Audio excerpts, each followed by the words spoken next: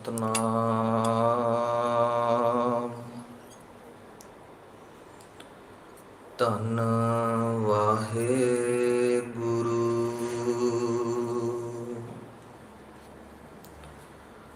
ਸਾਹਿਬ ਜੀ।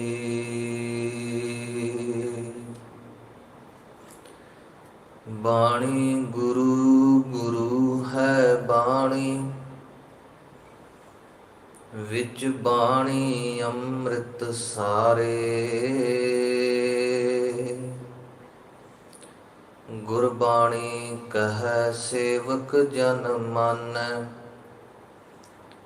ਪ੍ਰਤੱਖ ਗੁਰੂ ਨਿਸਤਾਰੇ।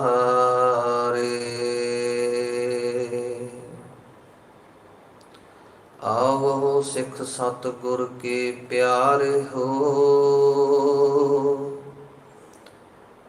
ਗਾਵੋ ਸੱਚੀ ਬਾਣੀ।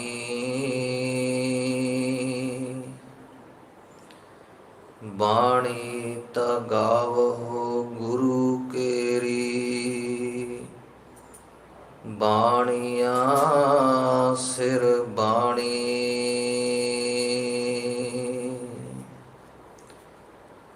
ਜੋ ਹਮਰੀ ਬਿਦ ਹੋਤੀ ਮੇਰੇ ਸਤਿਗੁਰਾ,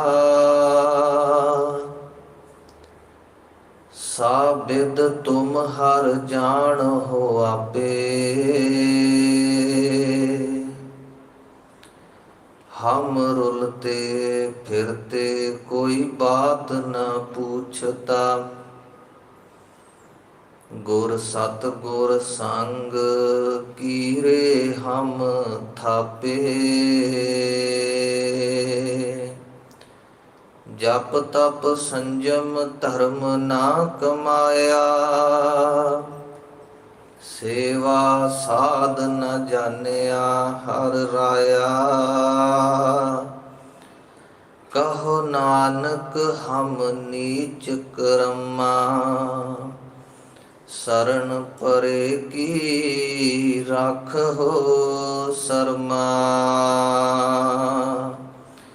ਕਹੋ ਨਾਨਕ ਹਮ ਨੀਚ ਕਰਮਾ, ਸਰਣ ਪਰੇ ਕੀ ਰਾਖੋ ਸਰਮਾ। ਜੁਗੋ ਜੁਗ ਅਟਲ ਚਵਰ ਛਤਰ ਤਖਤ ਸਿੰਘਾਸਨਾਂ ਦੇ ਮਾਲਕ ਸ਼ਬਦ ਗੁਰੂ ਧੰਨ ਸ਼੍ਰੀ ਗੁਰੂ ਗ੍ਰੰਥ ਸਾਹਿਬ ਜੀਓ ਮਹਾਰਾਜ, ਸਤਿਗੁਰਾਂ ਦੇ ਪਾਵਨ ਚਰਨਾਂ ਵਿੱਚ ਜੁੜ ਮਿਲ ਬੈਠੇ ਗੁਰੂ ਰੂਪ ਗੁਰੂ ਸਰੂਪ ਸਤਿਗੁਰਾਂ ਦਾ ਖਾਸ ਰੂਪ ਸਾਧ ਸੰਗਤ ਜੀਓ, ਸਤਿਗੁਰਾਂ ਦੀ ਅਪਾਰ ਕਿਰਪਾ ਸਦਕਾ ਸੁਭਾਗ ਭਰਾ ਸਮਾਂ ਪ੍ਰਾਪਤ ਹੋਇਆ। ਵਡਭਾਗੀ ਸੰਗਤ ਪਾਵੈ, ਭਾਗਹੀਣ ਭ੍ਰਮ ਚੋਟਾਂ ਖਾਵੈ। ਬਿਨ ਭਾਗਾਂ ਸਤ ਸੰਗ ਨਾ ਲੱਭੈ। ਸਤਿਗੁਰੂ ਜੀ ਕਹਿੰਦੇ ਨੇ ਜੇ ਚੰਗੇ ਭਾਗ ਨੇ ਤਾਂ ਗੁਰੂ ਕੀ ਸੰਗਤ ਪ੍ਰਾਪਤ ਹੁੰਦੀ ਹੈ, ਤੇ ਮਾੜੇ ਕਰਮਾਂ ਵਾਲੇ ਜਿਹੜੇ ਨੇ ਉਹ ਭਟਕ ਰਹੇ ਨੇ, ਉਹ ਗੁਰੂ ਦੀ ਸ਼ਰਨ ਵਿੱਚ ਨਹੀਂ ਆ ਸਕਦੇ। ਗੁਰੂ ਦੀ ਸ਼ਰਨ ਵਿੱਚ ਆਵਾਂਗੇ ਕੋਈ ਚੰਗੀ ਗੱਲ ਸਾਡੇ ਪੱਲੇ ਪਵੇਗੀ। ਸਤ ਸੰਗਤ ਕੈਸੀ ਜਾਣੀਐ, ਜਿੱਥੈ ਏਕੋ ਨਾਮ ਵਖਾਣੀਐ। ਏਕੋ ਨਾਮ ਹੁਕਮ ਹੈ, ਨਾਨਕ ਸਤਿਗੁਰ ਦੀਆ ਬੁਝਾਏ ਜੀਓ। ਸੰਗਤ ਦੀ ਬੜੀ ਮਹਿਮਾ ਕੀਤੀ ਗਈ ਹੈ ਗੁਰਬਾਣੀ ਵਿੱਚ, ਪਰ ਸੰਗਤ ਕੈਸੀ ਹੋਵੇ ਇਹ ਵੀ ਸਤਿਗੁਰਾਂ ਨੇ ਕਿਹਾ ਕਿ ਜਿੱਥੇ ਇੱਕ ਨਾਮ ਦੀ ਗੱਲ ਹੋਵੇ, ਇੱਕ ਵਾਹਿਗੁਰੂ ਦੀ ਗੱਲ ਹੋਵੇ, ਉਹ ਸੰਗਤ ਕੀਤੀ ਜਾਵੇ। ਸੰਗਤ ਕਰੀਏ ਸਾਧਕੀ, ਅੰਤ ਕਰੇ ਨਿਰਵਾਹ। ਕਹਿਣ ਲੱਗੇ ਜੇ ਤੁਸੀਂ ਸੰਗਤ ਕਰਨੀ ਹੈ ਤੇ ਕਿਸੇ ਸਾਧੂ ਮਹਾਤਮਾ ਦੀ ਕਰੋ। ਤੇ ਇਸ ਲਈ ਇਹ ਵਚਨ ਵੀ ਕਹਿ ਦਿੱਤੇ ਭਗਤ ਸਾਹਿਬਾਨ ਨੇ ਕਿ ਜੇਕਰ ਤੁਸੀਂ ਕਿਸੇ ਸਾਧੂ ਮਹਾਤਮਾ ਸਤਿਪੁਰਸ਼ ਦੀ ਸੰਗਤ ਕਰਨ ਜਾ ਰਹੇ ਹੋ ਤੇ ਕਿਸੇ ਨੂੰ ਨਾਲ ਲੈ ਕੇ ਨਾ ਜਾਇਓ,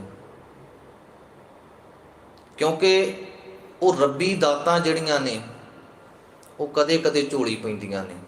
ਮਹਾਰਾਜ ਕਹਿੰਦੇ ਸਾਥ ਨਾ ਲੀਜੈ ਕੋਏ, ਤੇ ਜੋ ਤੁਰ ਪਏ ਉਸ ਰਾਹ ਤੇ ਫਿਰ ਕਹਿਣ ਲੱਗੇ ਆਪਣੇ ਪੈਰ ਪਿੱਛੇ ਨਾ ਪਟਿਓ। ਸੰਗਤ ਦੀ ਮਹਿਮਾ ਭਾਈ ਗੁਰਦਾਸ ਜੀ ਵੀ ਕਰਦੇ ਨੇ।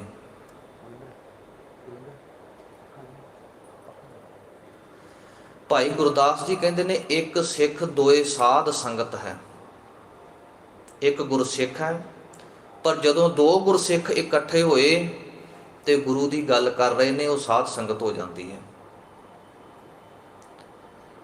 ਭਾਵੇਂ 50 ਬੰਦਿਆਂ ਦੀ ਭੀੜ ਇਕੱਠੀ ਹੋਵੇ, 100 ਦੀ ਹੋਵੇ, 200 ਦੀ ਹੋਵੇ, 500 ਦੀ ਹੋਵੇ, ਪਰ ਜੇ ਉਹਦੇ ਵਿੱਚ ਰੱਬ ਦਾ ਨਾਮ ਨਹੀਂ, ਗੁਰੂ ਦੀ ਗੱਲ ਨਹੀਂ, ਉਹਨੂੰ ਆਪਾਂ ਸੰਗਤ ਨਹੀਂ ਕਹਿ ਸਕਦੇ। ਭਾਵੇਂ ਆਪਾਂ ਗੁਰੂ ਘਰ ਹੀ ਬੈਠੇ ਹੋਈਏ,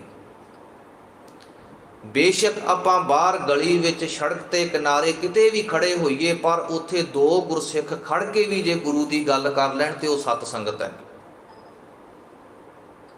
ਜਿੱਥੇ ਏਕੋ ਨਾਮ ਵਖਾਣੀਐ, ਏਕੋ ਨਾਮ ਹੁਕਮ ਹੈ, ਨਾਨਕ ਸਤਿਗੁਰ ਦੀਆ ਬੁਝਾਈ ਜੀਓ। ਕੈਸੇ ਗੁਰੂ ਦੀ ਸੰਗਤ ਕਰਨੀ ਚਾਹੀਦੀ ਹੈ, ਕੈਸੇ ਗੁਰੂ ਦੀ ਸੇਵਾ ਕਰਨੀ ਚਾਹੀਦੀ ਹੈ। ਸੰਗਤ ਵਿੱਚ ਆਏ ਆ ਤੇ ਸਾਨੂੰ ਸੰਗਤ ਵਿੱਚੋਂ ਬੜਾ ਕੁਝ ਸੁਣਨ ਨੂੰ ਮਿਲਦਾ, ਬੜਾ ਕੁਝ ਸਿੱਖਣ ਨੂੰ ਮਿਲਦਾ, ਕਿਉਂਕਿ ਸਰੋਤਿਆਂ ਦੀ ਗੱਲ ਕੀਤੀ ਗਈ ਹੈ। ਕਿਸ ਤਰ੍ਹਾਂ ਦੇ ਸਰੋਤੇ ਹੁੰਦੇ ਨੇ? ਇੱਕ ਊਂਘੇ ਹੁੰਦੇ ਨੇ, ਇੱਕ ਚੁੰਘੇ ਹੁੰਦੇ ਨੇ, ਇੱਕ ਖੂੰਘੇ ਹੁੰਦੇ ਨੇ। ਊਂਘੇ ਜਿਹੜੇ ਆ ਕੇ ਊਂਘਦੇ ਨੇ, ਜਿਹਨੂੰ ਨੀਂਦ ਆਉਣ ਲੱਗ ਜਾਂਦੀ ਹੈ। ਅਕਸਰ ਸਾਡੇ ਸਵਾਲ ਹੁੰਦੇ ਨੇ ਕਿ ਜਦੋਂ ਅਸੀਂ ਸੰਗਤ ਵਿੱਚ ਜਾਂਦੇ ਹਾਂ, ਅਸੀਂ ਦੀਵਾਨ ਵਿੱਚ ਬੈਠਦੇ, ਸਾਨੂੰ ਨੀਂਦ ਆਉਣ ਲੱਗ ਜਾਂਦੀ ਹੈ। ਕਿਉਂ ਆਉਂਦੀ ਹੈ? ਕਿਉਂਕਿ ਸਾਡੇ ਦਿਮਾਗ ਦੇ ਅੰਦਰ ਦੁਨੀਆ ਦਾ ਕੂੜ ਕਬਾੜ ਇੰਨਾ ਕੁ ਇਕੱਠਾ ਹੋ ਚੁੱਕਿਆ ਹੈ, ਤੇ ਜੋ ਅਸੀਂ ਆਪਣੇ ਇਸ ਦਿਮਾਗ ਦੇ ਅੰਦਰ, ਇਸ ਭਾਂਡੇ ਦੇ ਵਿੱਚ ਵਸਤੂ ਪਾ ਚੁੱਕੇ ਹਾਂ, ਤੇ ਜੋ ਅਸੀਂ ਉਸ ਵਸਤੂਆਂ ਤੋਂ ਰਸ ਲੈਣਾ ਗਿੱਝ ਚੁੱਕੇ ਹਾਂ, ਜਦੋਂ ਅਸੀਂ ਸੰਗਤ ਵਿੱਚ ਆਉਂਦੇ ਹਾਂ ਤੇ ਉਹ ਰਸ ਵੱਖਰਾ ਹੋ ਜਾਂਦਾ ਹੈ। ਸਾਨੂੰ ਉਹ ਰਸ ਨਹੀਂ ਆਉਂਦਾ, ਕਿਉਂਕਿ ਸਾਨੂੰ ਤੇ ਚੁਗਲੀ ਵਿੱਚ ਰਸ ਆਉਂਦਾ ਹੈ, ਸਾਨੂੰ ਨਿੰਦਿਆ ਵਿੱਚ ਰਸ ਆਉਂਦਾ ਹੈ, ਸਾਨੂੰ ਭੈੜੇ ਭੈੜੇ ਗੀਤਾਂ ਵਿੱਚ ਰਸ ਆਉਂਦਾ ਹੈ, ਸਾਨੂੰ ਕਿਸੇ ਦਾ ਮਾੜਾ ਕਰਕੇ ਰਸ ਆਉਂਦਾ ਹੈ, ਕਿਉਂਕਿ ਸਾਡੀ ਬਿਰਤੀ ਹੀ ਉੱਥੇ ਬਣ ਚੁੱਕੀ ਹੈ। ਪਰ ਜਿਨ੍ਹਾਂ ਗੁਰਮੁਖਾਂ ਦੀ ਬਿਰਤੀ ਅਠੇ ਪਹਿਰ ਇਕ ਤੇ ਲਿਵੈ ਮੰਨੇਨ ਹੁਕਮ ਅਪਾਰ, ਜੋ ਹਰ ਵੇਲੇ ਜਿੰਨਾ ਸਾਸ ਗਰਾਸ ਨਾ ਵਿਸਰੈ, ਹਰ ਨਾਮਾ ਮਨ ਮੰਤ, ਧਨ ਸੇ ਸਈ ਨਾਨਕਾ ਪੂਰਨ ਸੋਈ ਸੰਤ। ਜਿਨ੍ਹਾਂ ਨੂੰ ਕਦੇ ਵਾਹਿਗੁਰੂ ਦਾ ਨਾਮ ਵਿਸਰਦਾ ਹੀ ਨਹੀਂ, ਉਹਨਾਂ ਦੀ ਬਿਰਤੀ ਦੇ ਵਿੱਚ ਵਾਹਿਗੁਰੂ ਵਸਿਆ ਹੋਇਆ, ਤੇ ਉਹ ਫਿਰ ਚੁੰਘੇ ਨੇ, ਉਹ ਚੁੰਘਦੇ ਨੇ ਸ਼ਬਦ ਨੂੰ ਸੰਗਤ ਵਿੱਚ ਆ ਕੇ। ਊਂਘੇ ਉਹ ਜਿਨ੍ਹਾਂ ਦੀ ਬਿਰਤੀ ਦੇ ਵਿੱਚ ਕੁੱਲ ਦੁਨੀਆ ਦਾ ਕੂੜ ਕਬਾੜ ਇਕੱਠਾ ਹੋਇਆ ਪਿਆ। ਫਿਰ ਸਾਡੇ ਅੱਗੇ ਸਵਾਲ ਖੜਾ ਹੁੰਦਾ ਹੈ ਕਿ ਇਹ ਦੂਰ ਕਿਵੇਂ ਹੋਵੇ? ਗੁਰੂ ਦੀ ਸ਼ਰਨ ਵਿੱਚ ਹੀ ਹੋਵੇਗਾ ਨਾ ਦੂਰ। ਗੁਰੂ ਦੀ ਕਿਰਪਾ ਹੋਏਗੀ ਤਾਂ ਹੀ ਸਾਡੇ ਅੰਦਰੋਂ ਵਿਕਾਰ ਦੂਰ ਹੋਣਗੇ। ਆਸਾ ਦੀ ਵਾਰ ਵਿੱਚ ਬੜੇ ਸੋਹਣੇ ਬਚਨ ਨੇ। ਮਹਾਰਾਜ ਕਹਿੰਦੇ, ਵਸਤੂ ਅੰਦਰ ਵਸਤ ਸਮਾਵੈ, ਦੂਜੀ ਹੋਵੈ ਪਾਸ। ਇੱਕ ਗਲਾਸ ਵਿੱਚ ਪਾਣੀ ਭਰਿਆ ਤੇ ਅੱਗੋਂ ਦੂਜਾ ਬੰਦਾ ਕਵੇ ਇਹਦੇ ਵਿੱਚ ਹੁਣ ਦੁੱਧ ਵੀ ਪਾ, ਨਹੀਂ ਪਾ ਸਕਦੇ ਨਾ, ਭਾਂਡਾ ਤੇ ਪਹਿਲਾਂ ਹੀ ਭਰਿਆ ਪਿਆ। ਕੀ ਹੋਵੇਗਾ? ਉਹ ਰੁੜੇਗਾ। ਮਹਾਰਾਜ ਕਹਿੰਦੇ, ਜੇ ਤੂੰ ਭਾਂਡੇ ਵਿੱਚ ਹੋਰ ਵਸਤੂ ਪਾਉਣੀ ਹੈ ਤੇ ਪਹਿਲੀ ਵਸਤੂ ਨੂੰ ਪਾਸੇ ਕਰ। ਵਸਤੂ ਅੰਦਰ ਵਸਤ ਸਮਾਵੈ, ਦੂਜੀ ਹੋਵੈ ਪਾਸ। ਜੇ ਦੂਜੀ ਨੂੰ ਪਾਸੇ ਕਰੇਗਾ ਫੇਰ ਆਵੇਗੀ। ਪਰ ਅਸੀਂ ਤਾਂ ਪਤਾ ਹੀ ਨਹੀਂ ਕਿੰਨਾ ਕੁਝ ਇਹਦੇ ਅੰਦਰ ਇਕੱਠਾ ਕਰੀ ਬੈਠੇ ਹਾਂ, ਕੋਈ ਹਿਸਾਬ ਹੀ ਨਹੀਂ।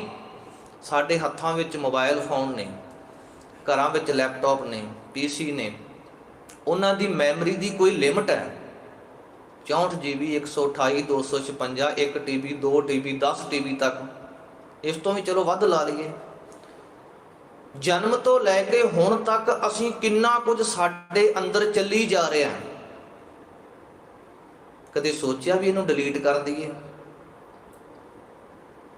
ਆਪਣਾ ਫੋਨ ਜਦੋਂ ਹੈਂਗ ਹੋਣ ਲੱਗ ਜਾਵੇ, ਟੈਕਨੋਲੋਜੀ ਦੀ ਗੱਲ ਕਰੀਏ ਕਿਉਂਕਿ ਜ਼ਿਆਦਾ ਸੌਖਾ ਸਮਝਿਆ ਜਾਵੇਗਾ।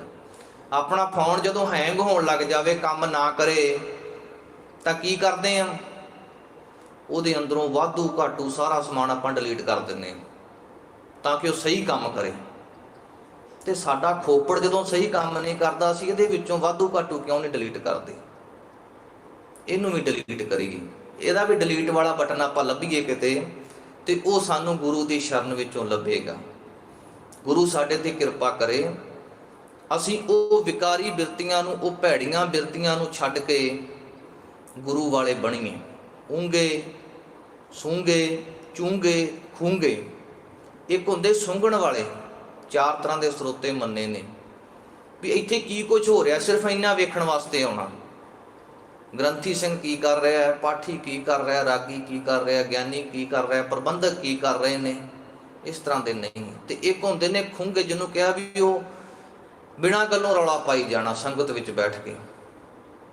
ਐਸੇ ਵੀ ਨਹੀਂ ਆਪਾਂ ਬਣਨਾ, ਸਿਰਫ ਇੱਕੋ ਹੀ ਸਾਡੀ ਬਿਰਤੀ ਹੋਣੀ ਚਾਹੀਦੀ ਹੈ। ਗੁਰੂ ਦੇ ਸ਼ਬਦ ਦਾ ਇੱਥੇ ਮੀਂਹ ਵਰ ਰਿਹਾ ਹੈ, ਤੇ ਗੁਰੂ ਦੇ ਸ਼ਬਦ ਨੂੰ ਅਸੀਂ ਉਸ ਮੀਂਹ ਦੇ ਵਿੱਚ, ਉਸ ਵਰਖਾ ਦੇ ਵਿੱਚ ਅਸੀਂ ਇਸ਼ਨਾਨ ਕਰਨਾ ਹੈ। ਜਿਸ ਤਰ੍ਹਾਂ ਸਵਾਂਤੀ ਬੂੰਦ ਜਿਹੜੀ ਹੈ ਉਹ ਬਬੀਹਾ ਲੋਚਦਾ ਹੈ। ਬਾਬੀਹਾ ਅੰਮ੍ਰਿਤ ਵੇਲੇ ਬੋਲਿਆ, ਤਾਂ ਦਰ ਸੁਣੀ ਪੁਕਾਰ, ਮੇਘੈ ਨੂੰ ਫਰਮਾਨ ਹੋਆ, ਬਰਸੋ ਕਿਰਪਾ ਧਾਰ। ਅਰਦਾਸ ਸੁਣੀ ਜਾਂਦੀ ਹੈ, ਪੁਕਾਰ ਸੁਣੀ ਜਾਂਦੀ ਹੈ, ਪਰ ਜੇ ਕੋਈ ਦਿਲੋਂ ਕਰੇ। ਕਿੰਨੇ ਬਚਨ ਨੇ ਮਹਾਰਾਜ ਦੇ ਗੁਰਬਾਣੀ ਵਿੱਚ, ਬਿਰਥੀ ਕਦੇ ਨਾ ਹੋਵਈ ਜਨ ਕੀ ਅਰਦਾਸ। ਅਰਦਾਸ ਬਿਰਥੀ ਨਹੀਂ ਹੁੰਦੀ, ਪਰ ਜੇ ਕੋਈ ਦਿਲੋਂ ਅਰਦਾਸ ਕਰੇ। ਦੂਸਰਾ, ਅਰਦਾਸ ਦੇ ਬੋਲ ਜਿਹੜੇ ਨਿਸ਼ਚਿਤ ਕੀਤੇ ਗਏ ਨੇ, ਇਹ ਪੰਥ ਨੇ ਕੀਤੇ ਨੇ। ਜੋ ਅਰਦਾਸ ਆਪਾਂ ਸੁਣਦੇ ਹਾਂ, ਕਰਦੇ ਹਾਂ, ਪਰ ਅਸਲ ਵਿੱਚ ਅਰਦਾਸ ਉਹ ਹੈ ਜਿੱਦਣ ਸਾਡੇ ਅੰਦਰ ਵੇਦਨਾ ਹੋਵੇ, ਤੇ ਅਸੀਂ ਗੁਰੂ ਘਰ ਤੋਂ ਕੋਹਾਂ ਦੂਰ ਵੀ ਬੈਠੇ ਹੋਈਏ, ਤੇ ਸਾਡੇ ਅੰਦਰਲੀ ਜਿਹੜੀ ਵੇਦਨਾ ਉਸ ਵੇਲੇ ਨਿਕਲੀ ਹੋਈ ਅਰਦਾਸ ਹੈ ਨਾ ਜਿਹੜੀ, ਉਹ ਪ੍ਰਵਾਨ ਹੁੰਦੀ ਹੈ। ਇਸ ਲਈ ਇਹ ਮਨ ਵਿੱਚ ਸ਼ੰਕਾ ਨਹੀਂ ਕਰਨਾ ਕਿ ਮੈਨੂੰ ਅਰਦਾਸ ਨਹੀਂ ਕਰਨੀ ਆਉਂਦੀ ਗੁਰਮੁਖੋ, ਨਹੀਂ। ਅਰਦਾਸ ਤੇ ਸੁਭਾਵਕ ਹੋ ਜਾਂਦੀ ਹੈ, ਅਰਦਾਸ ਕਰੀ ਦੀ ਨਹੀਂ। ਅਰਦਾਸ ਕਰਨ ਵਿੱਚ ਤੇ ਹੋਣ ਵਿੱਚ ਫਰਕ ਹੈ। ਜਿਸ ਦਿਨ ਅਰਦਾਸ ਹੋਣ ਲੱਗ ਪਈ, ਕਰਨ ਦੀ ਲੋੜ ਨਹੀਂ ਪੈਣੀ। ਅਰਦਾਸ ਹੋਵੇ, ਸਾਡੇ ਅੰਦਰਲੀ ਵੇਦਨਾ, ਸਾਡੇ ਅੰਦਰਲਾ ਦੁੱਖ ਵਾਹਿਗੁਰੂ ਨੂੰ ਅਸੀਂ ਦਸੀਏ, ਸਤਿਗੁਰੂ ਜੀ ਕਿਰਪਾ ਕਰਿਓ, ਸੁਣ ਯਾਰ ਹਮਾਰੇ ਸੱਜਣ, ਇੱਕ ਕਰੋ ਬੇਨੰਤੀਆ, ਤਿਸ ਮੋਹਨ ਲਾਲ ਪਿਆਰੇ, ਹੋ ਫਿਰੋ ਖੋਜੰਤੀਆ। ਇਹ ਅਰਦਾਸ ਹੋ ਰਹੀ ਹੈ ਕਿ ਵਾਹਿਗੁਰੂ ਮੈਂ ਤੈਨੂੰ ਲੱਭ ਰਿਹਾ, ਵਾਹਿਗੁਰੂ ਮੈਨੂੰ ਤੇਰੀ ਲੋੜ ਹੈ। ਪਰ ਸਾਡੇ ਕਿਤੇ ਇਹ ਲਿਖਤੀ ਬੋਲ ਹੀ ਨਾ ਰਹਿ ਜਾਣ, ਸਾਡੇ ਅੰਦਰਲੀ ਵੇਦਨਾ ਜਾਗੇ। ਸੰਗਤ ਵਿੱਚ ਆਪਾਂ ਸਾਰੇ ਇਕੱਠੇ ਹੋਏ ਹਾਂ, ਸੰਗਤ ਦੀ ਮਹਿਮਾ ਸਤਿਗੁਰਾਂ ਨੇ ਬੜੀ ਬੇਅੰਤ ਦੱਸੀ ਹੈ। ਵੱਡੇ ਭਾਗਾਂ ਨਾਲ ਗੁਰੂ ਕੀ ਸੰਗਤ ਮਿਲਦੀ ਹੈ, ਕਿਉਂਕਿ ਬੜੀ ਦੁਨੀਆ, ਬੜੀ ਲੁਕਾਈ ਜਿਹੜੀ ਹੈ ਅਜੋਕੇ ਸਮੇਂ ਦੇ ਵਿੱਚ ਭਟਕ ਰਹੀ ਹੈ। ਬੜੇ ਤਰ੍ਹਾਂ ਦੀਆਂ ਉਹਨਾਂ ਨੂੰ ਟੈਨਸ਼ਨਾਂ ਨੇ, ਬੜੇ ਤਰ੍ਹਾਂ ਦੇ ਉਹਨਾਂ ਦੇ ਰੁਝੇਵੇਂ ਨੇ, ਪਰ ਜਦੋਂ ਗੁਰੂ ਘਰ ਦੀ ਗੱਲ ਕੀਤੀ ਜਾਂਦੀ, ਕਹਿੰਦੇ ਸਾਡੇ ਕੋਲੇ ਟਾਈਮ ਨਹੀਂ। ਜੇ ਗੁਰੂ ਘਰ ਵਾਸਤੇ ਟਾਈਮ ਨਹੀਂ, ਤੇ ਫਿਰ ਕਿਤੇ ਵੀ ਟਾਈਮ ਨਹੀਂ ਜੇ ਮਿਲਣਾ ਉਹਨਾਂ ਨੂੰ। ਸੋ ਆਓ, ਜਿੰਨਾ ਕੁ ਸਮਾਂ ਸਤਿਗੁਰਾਂ ਨੇ ਬਖਸ਼ਿਸ਼ ਕੀਤਾ, ਸਤਿਗੁਰਾਂ ਦੀ ਅਸੀਸ ਲਈਏ। ਪਾਵਨ ਵਿਚਾਰ, ਕਿਉਂਕਿ ਪਿਛਲੇ 2 ਦਿਨਾਂ ਤੋਂ ਆਪਾਂ ਗੁਰੂ ਤੇਗ ਬਹਾਦਰ ਮਹਾਰਾਜ ਸੱਚੇ ਪਾਤਸ਼ਾਹ ਜੀ ਨੂੰ ਯਾਦ ਕਰਦੇ ਆ ਰਹੇ ਹਾਂ। ਉਹਨਾਂ ਦੇ ਮਹਾਨ ਕੌਤਕਾਂ ਨੂੰ ਯਾਦ ਕੀਤਾ, ਉਹਨਾਂ ਦੀ ਬਾਣੀ ਬਾਰੇ ਹੈੱਡ ਗ੍ਰੰਥੀ ਸਾਹਿਬ ਪਿਛਲੇ 1 ਮਹੀਨੇ ਤੋਂ ਰੋਜ਼ਾਨਾ ਇਤਿਹਾਸ ਦੀ ਕਥਾ ਅਤੇ ਗੁਰਬਾਣੀ ਜੋ ਸਤਿਗੁਰਾਂ ਨੇ ਉਚਾਰਨ ਕੀਤੀ, ਉਹਨਾਂ ਦੀ ਕਥਾ ਵਿਚਾਰ ਕਰਦੇ ਆ ਰਹੇ ਹਨ। ਅੱਜ ਵੀ ਹੁਣ 11 ਵਜੇ ਤੋਂ ਬਾਅਦ 10:50 ਤੋਂ ਜੋ ਭੋਗ ਦੇ ਸ਼ਲੋਕ ਰਹਿੰਦੇ ਨੇ, ਉਹਨਾਂ ਦੀ ਉਹ ਕਥਾ ਕਰਨਗੇ। ਆਪਾਂ ਅੱਜ ਦਾ ਵਿਸ਼ਾ ਜਿਹੜਾ ਹੈ ਉਹ ਸ੍ਰੀ ਗੁਰੂ ਗ੍ਰੰਥ ਸਾਹਿਬ ਮਹਾਰਾਜ ਜੀ ਦੀ ਬਣਤਰ ਤੇ ਸਰੂਪ ਲਿਆ ਹੈ, ਕਿਉਂਕਿ ਅਸੀਂ ਇਹ ਗੱਲ ਬੜੇ ਚਾਅ ਨਾਲ ਕਹਿੰਦੇ ਹਾਂ ਕਿ ਸਾਡਾ ਗੁਰੂ ਸ੍ਰੀ ਗੁਰੂ ਗ੍ਰੰਥ ਸਾਹਿਬ ਹੈ। ਪਰ ਜਦੋਂ ਕੋਈ ਸਾਨੂੰ ਪੁੱਛੇ ਕਿ ਗੁਰੂ ਗ੍ਰੰਥ ਸਾਹਿਬ ਦੇ ਵਿੱਚ ਕੀ ਹੈ, ਇਹਦੇ ਵਿੱਚ ਕਿੰਨੇ ਮਹਾਂਪੁਰਖਾਂ ਦੀ ਬਾਣੀ ਹੈ, ਬਾਣੀ ਕਿਸ ਤਰ੍ਹਾਂ ਲਿਖੀ ਗਈ ਹੈ, ਜਾਂ ਸ੍ਰੀ ਗੁਰੂ ਗ੍ਰੰਥ ਸਾਹਿਬ ਜੀ ਦੀ ਸੰਪਾਦਨਾ ਕਿਸ ਤਰ੍ਹਾਂ ਹੋਈ, ਇਹਦਾ ਇਤਿਹਾਸ ਕੀ ਹੈ, ਤੇ ਸਾਨੂੰ ਉਦੋਂ ਕੋਈ ਜਵਾਬ ਨਹੀਂ ਹੁੰਦਾ। ਇਹ ਤੇ ਦੂਰ ਦੀ ਗੱਲ, ਜੇਕਰ ਕਿਸੇ ਨੂੰ ਪੁੱਛਿਆ ਜਾਵੇ ਕਿ ਨਿਤਨੇਮ ਦੀਆਂ 5 ਬਾਣੀਆਂ ਕਿਹੜੀਆਂ ਨੇ, ਚਲੋ ਕੁਝ ਗੁਰਸਿੱਖਾਂ ਨੂੰ ਛੱਡ ਕੇ, ਤਾਂ ਇਹ ਵੀ ਨਹੀਂ ਦੱਸਿਆ ਜਾ ਸਕਦਾ ਕਿ ਨਿਤਨੇਮ ਦੀਆਂ 5 ਬਾਣੀਆਂ ਕਿਹੜੀਆਂ ਨੇ। ਸੋ ਵਿਚਾਰ ਆਈ ਅੱਜ ਸਵੇਰੇ ਹੀ ਕਿ ਅੱਜ ਦਾ ਜਿਹੜਾ ਵਿਸ਼ਾ ਹੈ ਉਹ ਸ੍ਰੀ ਗੁਰੂ ਗ੍ਰੰਥ ਸਾਹਿਬ ਮਹਾਰਾਜ ਜੀ ਤੇ ਲਿਆ ਜਾਵੇ। ਦੂਸਰੀ ਵਿਚਾਰ ਇੱਕ ਹੋਰ ਸੀ ਕਿ ਇਹ ਵਿਸ਼ਾ ਇੱਕ ਲੈਕਚਰ ਰੂਪ ਦੇ ਵਿੱਚ ਹੁੰਦਾ ਤੇ ਹੋਰ ਜ਼ਿਆਦਾ ਵਧੀਆ ਹੋਣਾ ਸੀ। ਪੀਪੀਟੀ ਦੇ ਵਿੱਚ ਆਪਣੇ ਕੋਲੇ ਸਕਰੀਨ ਵੀ ਸੀ, ਪਰ ਸਮੇਂ ਦੀ ਘਾਟ ਕਾਰਨ ਕਰਕੇ ਪੀਪੀਟੀ ਆਪਾਂ ਤਿਆਰ ਨਹੀਂ ਕਰ ਸਕੇ। ਚਲੋ ਸਤਿਗੁਰੂ ਕਿਰਪਾ ਕਰਨ, ਆਪ ਸਿਰ ਤੇ ਮਿਹਰ ਭਰਿਆ ਹੱਥ ਰੱਖਣ। ਗੁਰੂ ਗ੍ਰੰਥ ਸਾਹਿਬ ਮਹਾਰਾਜ ਜੀ ਦੇ ਸੰਬੰਧੀ ਜੋ ਵੀ ਵਿਚਾਰਾਂ ਨੇ ਮਹਾਰਾਜ ਆਪ ਚੜ੍ਹਦੀ ਕਲਾ ਵਿੱਚ ਕਰਾ ਲੈਣ। ਆਓ ਸਤਿਗੁਰਾਂ ਦੇ ਚਰਨਾਂ ਵਿੱਚ ਹਾਜ਼ਰੀ ਲਵਾਈਏ, ਸਤਿਗੁਰਾਂ ਤੋਂ ਅਸੀਸ ਲਈਏ। ਆਪ ਸਮੂਹ ਸੰਗਤ ਅਸੀਸ ਬਖਸ਼ੋ। ਉਚਾਰਨ ਕਰੋ ਜੀ ਸਤਿਨਾਮ ਸ੍ਰੀ ਵਾਹਿਗੁਰੂ ਸਾਹਿਬ ਜੀ।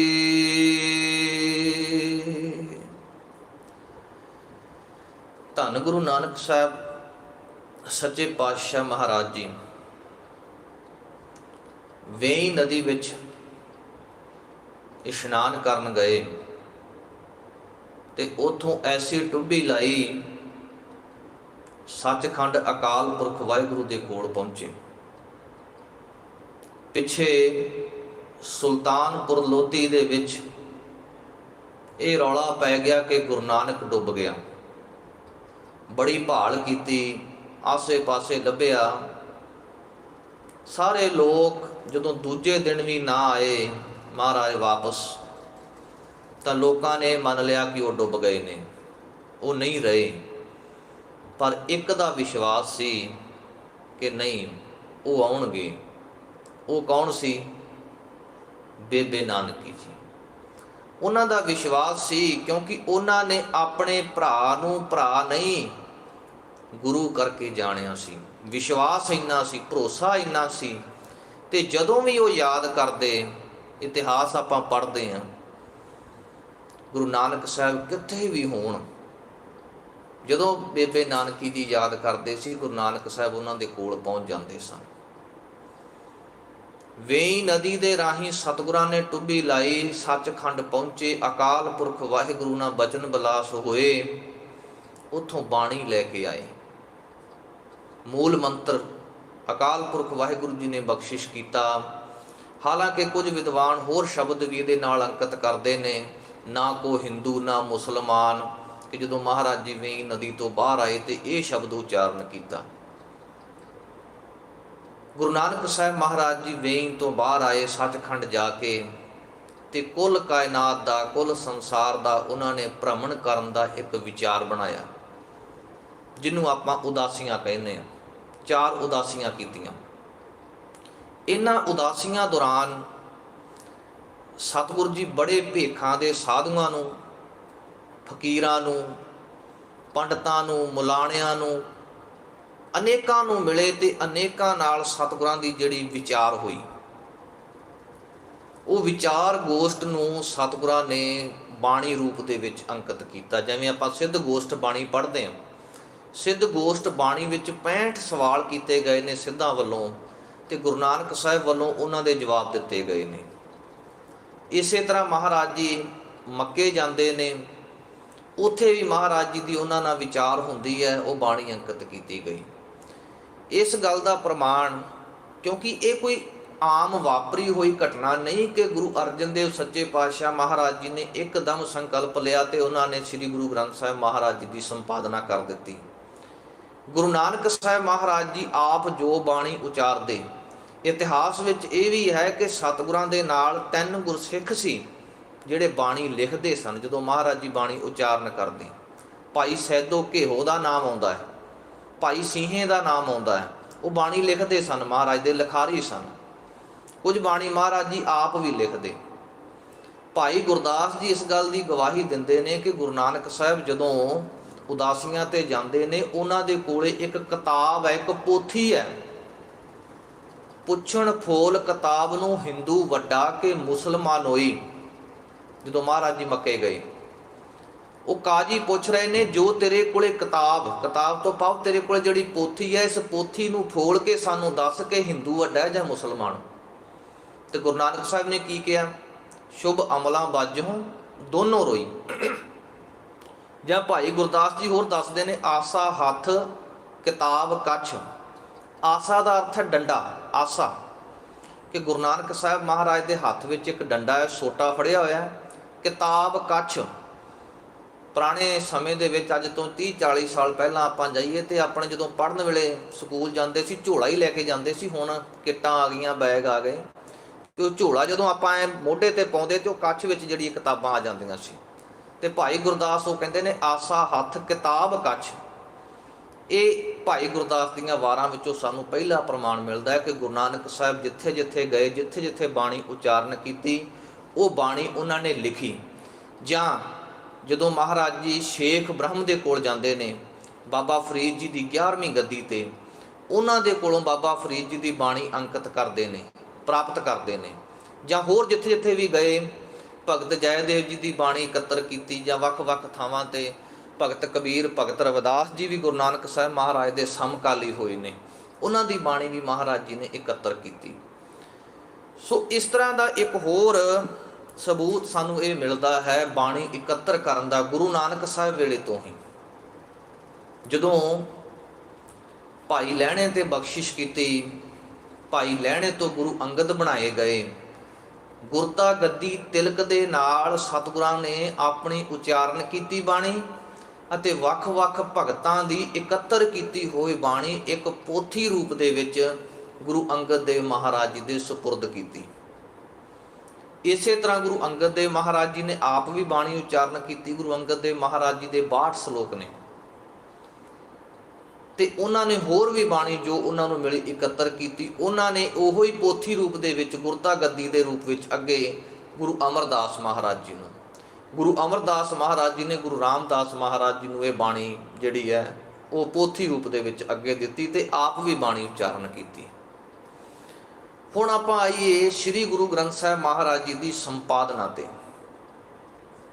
तीसरे पातशाह महाराज जी का आपां एक आनंद साहिब दे विच एक पौड़ी पढ़ते हैं, सतगुरु बिना होर कच्ची है बाणी, बाणी तां कच्ची सतगुरु बाजो होर कच्ची बाणी। ये क्यों लिखना पिया सतगुरां नूं? क्योंकि बाणी ते अकाल पुरख वाहिगुरू दी है। जैसी मैं आवे खसम की बाणी तैसड़ा करी ज्ञान वे लालो। जां बाणी गुरु गुरु है बाणी विच बाणी अमृत सारे। फिर क्यों ऐसा लिखना पिया? क्योंकि गुरु नानक साहब महाराज जी तो बाद गुरु अंगद देव, गुरु अमरदास सच्चे पातशाह जी की बाणी इको ही मोहर लगी, कहे नानक सुनो नानक।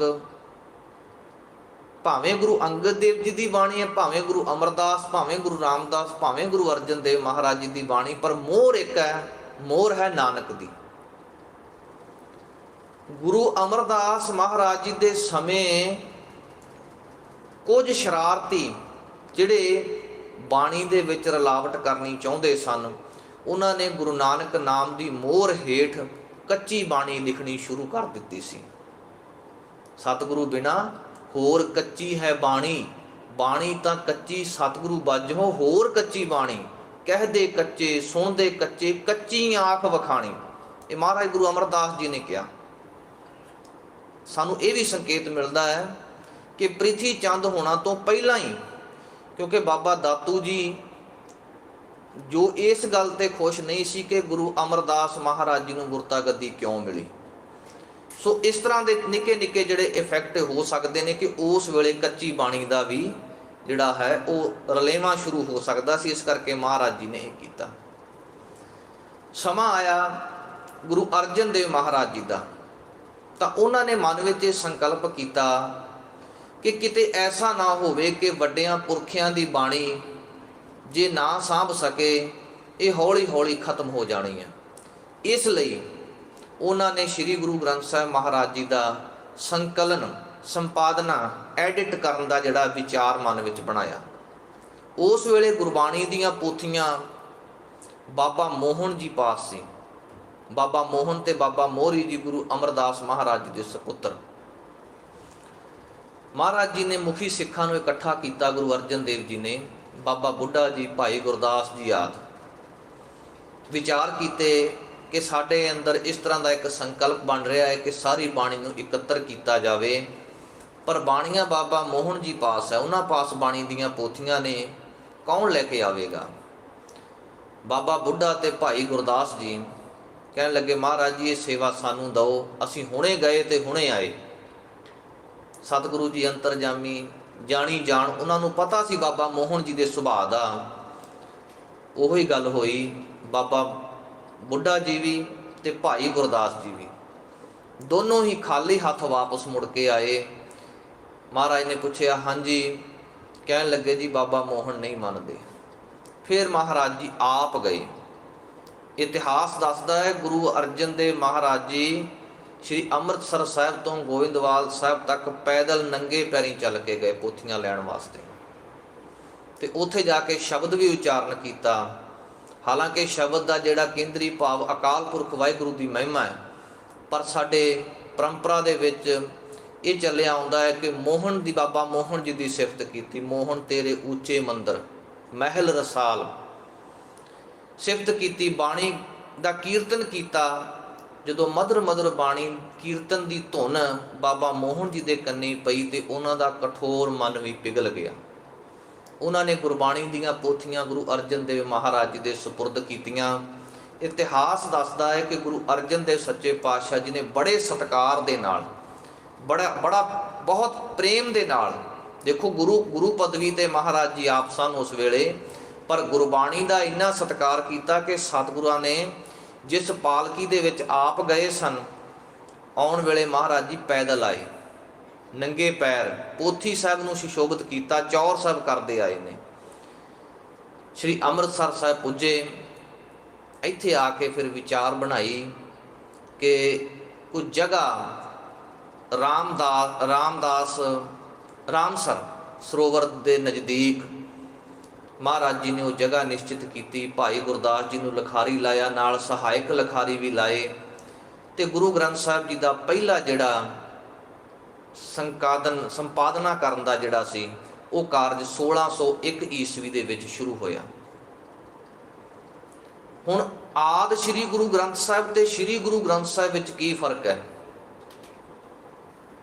बहुते बच्चियां नूं नहीं पता लगना। आदि श्री गुरु ग्रंथ साहब जो श्री गुरु अर्जन देव महाराज जी ने संपादन कराया, संकलन कराया, तो श्री गुरु ग्रंथ साहब जो दमदमा साहब की धरती ते गुरु गोबिंद सिंह महाराज जी ने दमदमी बीड़ लखवाई भाई मनी सिंह होना तो। आदि गुरु अर्जन देव ते श्री गुरु ग्रंथ साहब जी गुरु गोबिंद सिंह महाराज जी।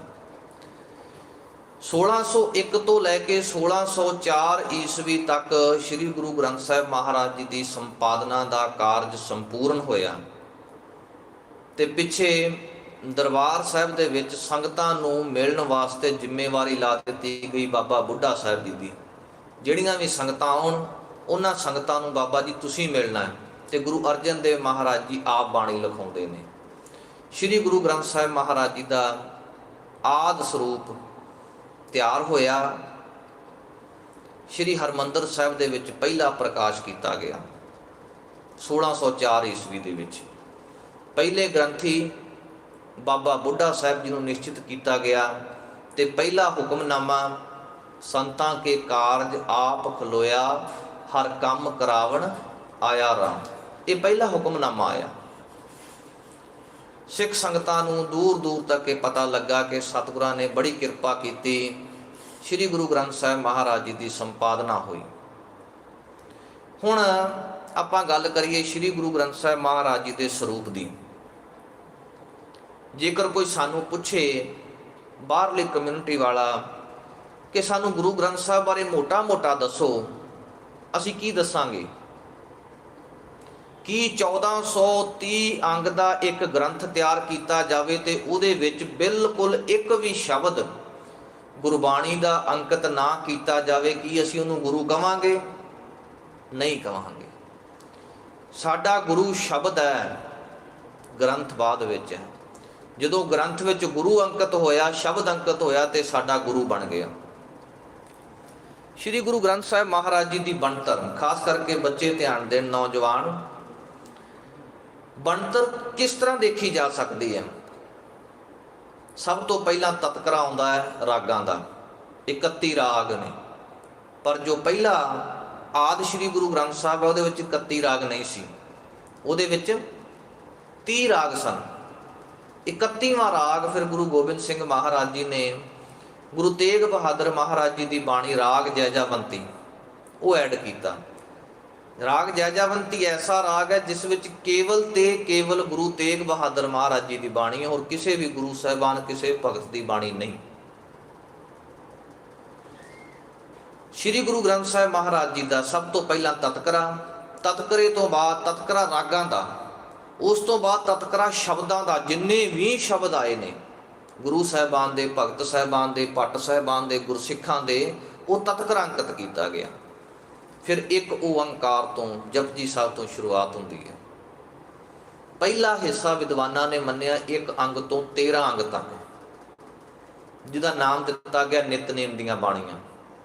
ਇਹਦੇ ਵਿੱਚ ਜਪਜੀ, ਜਪਜੀ ਤੋਂ ਬਾਅਦ ਸੋਦਰ, ਸੋਪੁਰਖ ਤੇ ਫਿਰ ਕੀਰਤਨ ਸੋਹਿਲਾ, ਇਹ ਨਿਤਨੇਮ ਦੀਆਂ ਬਾਣੀਆਂ ਲਈਆਂ ਗਈਆਂ।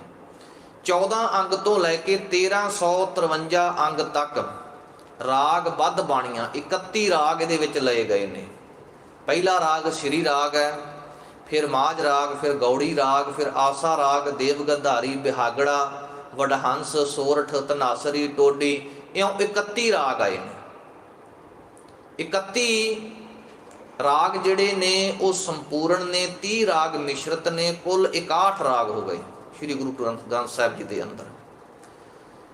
1354 ਤੋਂ ਲੈ ਕੇ 1429 ਤੱਕ ਰਾਗ ਮੁਕਤ ਬਾਣੀ। ਇਹਦੇ ਵਿੱਚ ਥੋੜਾ ਜਿਹਾ ਤੁਸੀਂ ਬੋਰ ਨਹੀਂ ਹੋਣਾ, ਕਿਉਂਕਿ ਥੋੜੀ ਜਿਹੀ ਜਿਹੜੀ ਗੱਲ ਉਹ ਟੈਕਨੀਕਲ ਚੱਲ ਰਹੀ ਹੈ। ਉਸ ਤੋਂ ਬਾਅਦ ਆਪਾਂ ਫਿਰ ਉਸੇ ਵਿਸ਼ੇ ਤੇ ਆਵਾਂਗੇ। ਇਹ ਵੀ ਸਮਝਣਾ ਸਾਡੇ ਲਈ ਜ਼ਰੂਰੀ ਹੈ, ਥੋੜਾ ਜਿਹਾ ਧਿਆਨ ਦੇ ਕੇ। 14 ਅੰਗ ਤੋਂ ਲੈ ਕੇ 1353 ਤੱਕ ਰਾਗ ਬੱਧ, ਇਹ ਰਾਗਾਂ ਵਾਲੀ ਬਾਣੀ ਹੈ। ਪਰ 1354 ਤੋਂ ਲੈ ਕੇ 1429 ਤੱਕ ਰਾਗ ਮੁਕਤ ਬਾਣੀ, ਇਹਨਾਂ ਵਿੱਚ ਰਾਗ ਨਹੀਂ।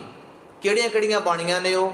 ਸ਼ਲੋਕ ਸਹਿਸਕ੍ਰਿਤੀ ਮਹੱਲਾ ਪਹਿਲਾ, ਸ਼ਲੋਕ ਸਹਿਸਕ੍ਰਿਤੀ ਮਹੱਲਾ ਪੰਜਵਾ, ਗਾਥਾ, ਫੁਨਹੇ, ਚੌਬੋਲੇ, ਸ਼ਲੋਕ ਭਗਤ ਕਬੀਰ ਜੀ, ਭਗਤ ਫਰੀਦ ਜੀ, ਇਸੇ ਤਰ੍ਹਾਂ ਸਵਈਏ ਜੋ ਭੱਟਾਂ ਨੇ ਉਚਾਰਨ ਕੀਤੇ, ਫਿਰ ਵਾਰਾਂ ਤੇ ਵਧੀਕ ਬਾਣੀ, ਇਹ ਰਾਗ ਮੁਕਤ ਬਾਣੀਆਂ ਨੇ। ਤੇ ਅਖੀਰ ਵਿੱਚ ਆਉਂਦੀ ਹੈ ਰਾਗ ਮਾਲਾ।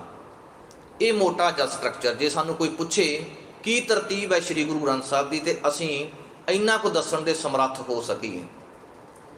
ਅਗਲੀ ਗੱਲ, ਸ਼੍ਰੀ ਗੁਰੂ ਗ੍ਰੰਥ ਸਾਹਿਬ ਮਹਾਰਾਜ ਜੀ ਦੀ ਬਾਣੀ ਦੀ ਵੰਡ ਕਿਵੇਂ ਕੀਤੀ ਗਈ, ਕਿਵੇਂ ਲਿਖੇ ਗਏ? ਕਿ ਜਿਸ ਤਰ੍ਹਾਂ ਜੋ ਬਾਣੀ ਮਹਾਰਾਜ ਜੀ ਦੇ ਸਾਹਮਣੇ ਆਈ ਤੇ ਮਹਾਰਾਜ ਜੀ ਨੇ ਲਿਖ ਦਿੱਤੀ?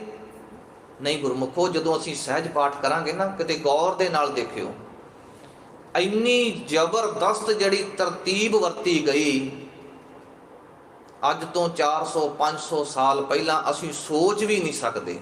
ਐਡੇ ਵੱਡੇ ਫਿਲਾਸਫਰ, ਐਡੇ ਵੱਡੇ ਵਿਦਵਾਨ ਸਨ ਗੁਰੂ ਅਰਜਨ ਦੇਵ ਮਹਾਰਾਜ ਜੀ। ਬਾਣੀ ਦੀ ਤਰਤੀਬ ਨੂੰ ਵਿਦਵਾਨਾਂ ਨੇ 3 ਹਿੱਸਿਆਂ ਦੇ ਵਿੱਚ ਰੱਖ ਕੇ ਵੇਖਿਆ ਗਿਆ। ਇੱਕ ਤੇ ਰਾਗਾਂ ਦੇ ਹਿਸਾਬ ਦੇ ਨਾਲ, ਵੀ ਜਿਵੇਂ ਰਾਗ ਲਿਖ ਦਿੱਤੇ ਗਏ ਉਸੇ ਤਰ੍ਹਾਂ ਬਾਣੀ ਲਿਖ ਦਿੱਤੀ, 31 ਰਾਗਾਂ ਦੀ ਗੱਲ। ਦੂਸਰੀ ਕਾਵ ਰੂਪਾਂ ਦੇ ਵਿੱਚ। ਕਾਵ ਰੂਪ ਕੀ ਹੁੰਦੇ ਨੇ? ਸਭ ਤੋਂ ਕਾਵ ਦੀ ਛੋਟੀ ਇਕਾਈ ਹੁੰਦੀ ਹੈ 1 ਪਦਾ, ਫਿਰ 2 ਪਦੇ, ਫਿਰ 3 ਪਦੇ, ਫਿਰ 4 ਪਦੇ, 5 ਪਦੇ, 6 ਪਦੇ, 7 ਪਦੇ, 8 ਪਦੇ, ਅਸ਼ਟਪਦੀਆਂ ਜਿਹਨੂੰ ਆਪਾਂ ਕਹਿੰਦੇ ਆ, ਇਸ ਢੰਗ ਦੇ ਨਾਲ। ਤੀਸਰਾ ਰੂਪ ਲਿਆ ਗਿਆ, ਬਾਣੀ ਕਾਵ ਰੂਪ ਦੇ ਵਿੱਚ ਹੈ, ਪਰ ਬਾਣੀਕਾਰਾਂ ਦੇ ਹਿਸਾਬ ਦੇ ਨਾਲ ਬਾਣੀ ਅੰਕਿਤ ਕੀਤੀ ਗਈ। ਉਹ ਕਿਵੇਂ? ਜਿਹੜੀਆਂ ਬੀਬੀਆਂ ਸਹਿਜ ਪਾਠ ਕਰਦੀਆਂ ਨੇ ਉਹ ਧਿਆਨ ਦੇਣ, ਆਪ ਦੇਖਣਾ। ਜਦੋਂ ਬਾਣੀ ਸ਼ੁਰੂ ਹੁੰਦੀ ਹੈ ਤੇ ਸਭ ਤੋਂ ਪਹਿਲਾਂ ਕਿਸੇ ਵੀ ਰਾਗ ਦੇ ਵਿੱਚ ਗੁਰੂ ਨਾਨਕ ਸਾਹਿਬ ਦੀ ਬਾਣੀ ਸਭ ਤੋਂ ਪਹਿਲੇ ਨੰਬਰ ਤੇ ਹੋਵੇਗੀ। ਤੇ ਬਾਣੀ ਦੀ ਸਭ ਤੋਂ ਛੋਟੀ ਇਕਾਈ 1 ਪਦਾ, ਜੇ 1 ਪਦਾ ਨਹੀਂ ਤਾਂ 2 ਪਦੇ। 2 ਪਦੇ ਵਾਲੀ ਬਾਣੀ ਵੀ ਉਸ ਰਾਗ ਵਿੱਚ ਨਹੀਂ ਤੇ 3 ਪਦੇ ਵਾਲੀ ਹੋਵੇਗੀ। 3 ਪਦੇ ਵੀ ਨਹੀਂ ਤੇ 4 ਪਦੇ ਤੋਂ ਸਟਾਰਟ ਹੋਵੇਗੀ। ਜੇਕਰ ਕਿਸੇ ਰਾਗ ਦੇ ਵਿੱਚ ਗੁਰੂ ਨਾਨਕ ਸਾਹਿਬ ਦੀ ਬਾਣੀ ਨਹੀਂ ਤਾਂ ਉਸ ਰਾਗ ਦੇ ਵਿੱਚ ਅਗਲੀ ਬਾਣੀ ਜਿਹੜੀ ਹੈ ਉਹ ਗੁਰੂ ਅਮਰਦਾਸ ਮਹਾਰਾਜ ਜੀ ਤੋਂ ਸ਼ੁਰੂ ਹੋਵੇਗੀ। ਜੇ ਗੁਰੂ ਅਮਰਦਾਸ ਜੀ ਦੀ ਵੀ ਬਾਣੀ ਨਹੀਂ, ਕਿਉਂਕਿ ਗੁਰੂ ਅੰਗਦ ਦੇਵ ਮਹਾਰਾਜ ਜੀ ਦੀ ਬਾਣੀ ਸ਼ਬਦਾਂ ਵਿੱਚ ਨਹੀਂ, ਉਹ ਸ਼ਲੋਕਾਂ ਦੇ ਵਿੱਚ ਹੈ। ਗੁਰੂ ਗ੍ਰੰਥ ਸਾਹਿਬ ਵਿੱਚ 22 ਵਾਰਾਂ ਆਈਆਂ ਨੇ, ਉਹਨਾਂ 22 ਵਾਰਾਂ ਦੇ ਵਿੱਚ ਜਿਹੜੇ ਸ਼ਲੋਕ ਅੰਕਿਤ ਕੀਤੇ ਗਏ ਉਹਨਾਂ ਵਿੱਚ ਗੁਰੂ ਅੰਗਦ ਦੇਵ ਜੀ ਦੀ ਬਾਣੀ ਹੈ, ਕੋਈ ਸ਼ਬਦ ਨਹੀਂ। ਇਸ ਕਰਕੇ ਗੁਰੂ ਨਾਨਕ ਦੇਵ ਤੋਂ ਬਾਅਦ ਗੁਰੂ ਅਮਰਦਾਸ ਜੀ ਦੀ ਬਾਣੀ ਆਉਂਦੀ ਹੈ। ਇੱਕ ਪਦਾ, ਦੋ ਪਦੇ, ਤੇ ਪਦੇ, ਚੌਪਦੇ, ਇਸੇ ਤਰ੍ਹਾਂ ਪੰਜ ਪਦੇ, ਫਿਰ ਅਸ਼ਟਪਦੀਆਂ। ਕਿਉਂਕਿ ਜੇ ਕਿਤੇ ਆਪਾਂ ਸਕਰੀਨ ਤੇ ਕਰਦਾ ਜ਼ਿਆਦਾ ਸੌਖੇ ਤਰੀਕੇ ਨਾਲ ਆਪਾਂ ਸਮਝ ਸਕਦੇ ਸਾਂ। ਇਸੇ ਤਰ੍ਹਾਂ ਫਿਰ ਅਸ਼ਟਪਦੀਆਂ ਤੋਂ ਬਾਅਦ ਅੱਗੇ ਆਉਂਦੇ ਨੇ ਛੰਤ। ਛੰਤ ਜਾਂ ਫਿਰ ਜਿਹੜੀਆਂ ਕੁਝ ਲੰਮੇਰੀਆਂ ਬਾਣੀਆਂ, ਜਿਵੇਂ ਆਪਾਂ ਪੜ੍ਹਦੇ ਹਾਂ ਵਣਜਾਰਾ, ਕਰਹਲੇ, ਘੋੜੀਆਂ, ਅਲਾਹਣੀਆਂ, ਸੁਖਮਣੀ ਸਾਹਿਬ, ਆਸਾ ਦੀ ਵਾਰ ਤੇ ਵਾਰਾਂ ਵਿੱਚ ਆ ਗਈ, ਸੁਖਮਣੀ ਸਾਹਿਬ, ਦੱਖਣੀ ਓਂਕਾਰ, ਸਿੱਧ ਗੋਸ਼ਟ, ਇਹ ਬਾਣੀਆਂ। ਇਹਨਾਂ ਤੋਂ ਬਾਅਦ 22 ਵਾਰਾਂ ਤੋਂ ਬਾਅਦ ਭਗਤ ਬਾਣੀ। ਤੇ ਭਗਤ ਬਾਣੀ ਦੇ ਵਿੱਚ ਵੀ ਇੱਕ ਖਿਆਲ ਕਰਨਾ, ਸ਼੍ਰੋਮਣੀ ਭਗਤ ਮੰਨਿਆ ਗਿਆ ਭਗਤ ਕਬੀਰ ਸਾਹਿਬ ਨੂੰ। ਕਿਸੇ ਵੀ ਰਾਗ ਦੇ ਵਿੱਚ ਜਦੋਂ ਭਗਤਾਂ ਦੀ ਬਾਣੀ ਆਉਂਦੀ ਤੇ ਸਭ ਤੋਂ ਪਹਿਲਾਂ ਭਗਤ ਕਬੀਰ ਸਾਹਿਬ ਦੀ ਬਾਣੀ, ਦੂਜੇ ਨੰਬਰ ਤੇ ਭਗਤ ਨਾਮਦੇਵ ਜੀ ਦੀ ਬਾਣੀ, ਫਿਰ ਭਗਤ ਰਵਿਦਾਸ ਜੀ ਦੀ ਬਾਣੀ, ਤੇ ਫਿਰ ਬਾਕੀ ਭਗਤ ਸਾਹਿਬਾਨਾਂ ਦੀ ਬਾਣੀ ਆਉਂਦੀ ਹੈ। ਇਹ ਮੋਟਾ ਜਿਹਾ ਇੱਕ ਰੂਪ ਹੈ। ਹੁਣ ਅਗਲੀ ਗੱਲ ਕਰੀਏ ਆਪਾਂ ਸ਼੍ਰੀ ਗੁਰੂ ਗ੍ਰੰਥ ਸਾਹਿਬ ਮਹਾਰਾਜ ਸੱਚੇ ਪਾਤਸ਼ਾਹ ਜੀ ਦੇ ਅੰਦਰ ਅੰਕ ਪ੍ਰਬੰਧ। ਆਪਾਂ ਦੇਖਦੇ ਨਾ ਜਦੋਂ ਸ਼ਬਦ ਸੰਪੂਰਨ ਹੁੰਦਾ ਹੈ, ਦੋ ਡੰਡੀਆਂ ਲੱਗੀਆਂ ਹੁੰਦੀਆਂ, ਦੋ ਡੰਡੀਆਂ ਤੋਂ ਬਾਅਦ ਗਿਣਤੀ ਲੱਗੀ ਹੁੰਦੀ ਹੈ, ਉਹ ਵਾਧੂ ਨਹੀਂ ਲੱਗੀ। ਉਹਨਾਂ ਦਾ ਮਤਲਬ ਹੈ ਸਮਝਣ ਵਾਸਤੇ ਸਾਨੂੰ ਸ਼ਬਦਾਂ ਦੀ ਗਿਣਤੀ ਹੈ, ਪਰ ਅਸੀਂ ਕਦੇ ਇੰਨੀ ਗੌਰ ਨਹੀਂ ਕੀਤੀ। ਬਰੀਕੀਆਂ ਇੰਨੀਆਂ ਕੋ ਬਰੀਕੀਆਂ ਨੇ ਸ਼੍ਰੀ ਗੁਰੂ ਗ੍ਰੰਥ ਸਾਹਿਬ ਮਹਾਰਾਜ ਜੀ ਦੀ ਬਾਣੀ। ਜਦੋਂ ਆਪਾਂ ਪੜ੍ਹਦੇ ਹਾਂ, ਸੰਥਿਆ ਕਰਨੀ ਕਿਉਂ ਜ਼ਰੂਰੀ ਹੈ ਸਾਡੇ ਲਈ?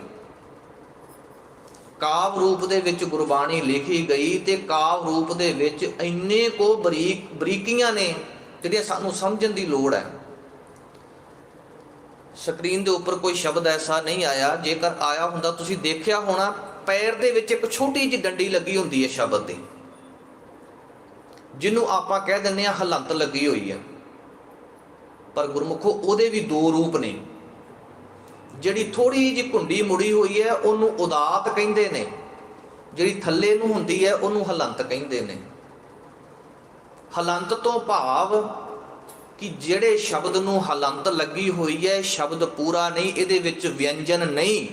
3 ਵਿਅੰਜਨ ਨੇ ਗੁਰਬਾਣੀ ਦੇ ਵਿੱਚ, ਜੋ 35 ਅੱਖਰ ਨੇ, ਊੜਾ, ਐੜਾ ਤੇ ਈੜੀ।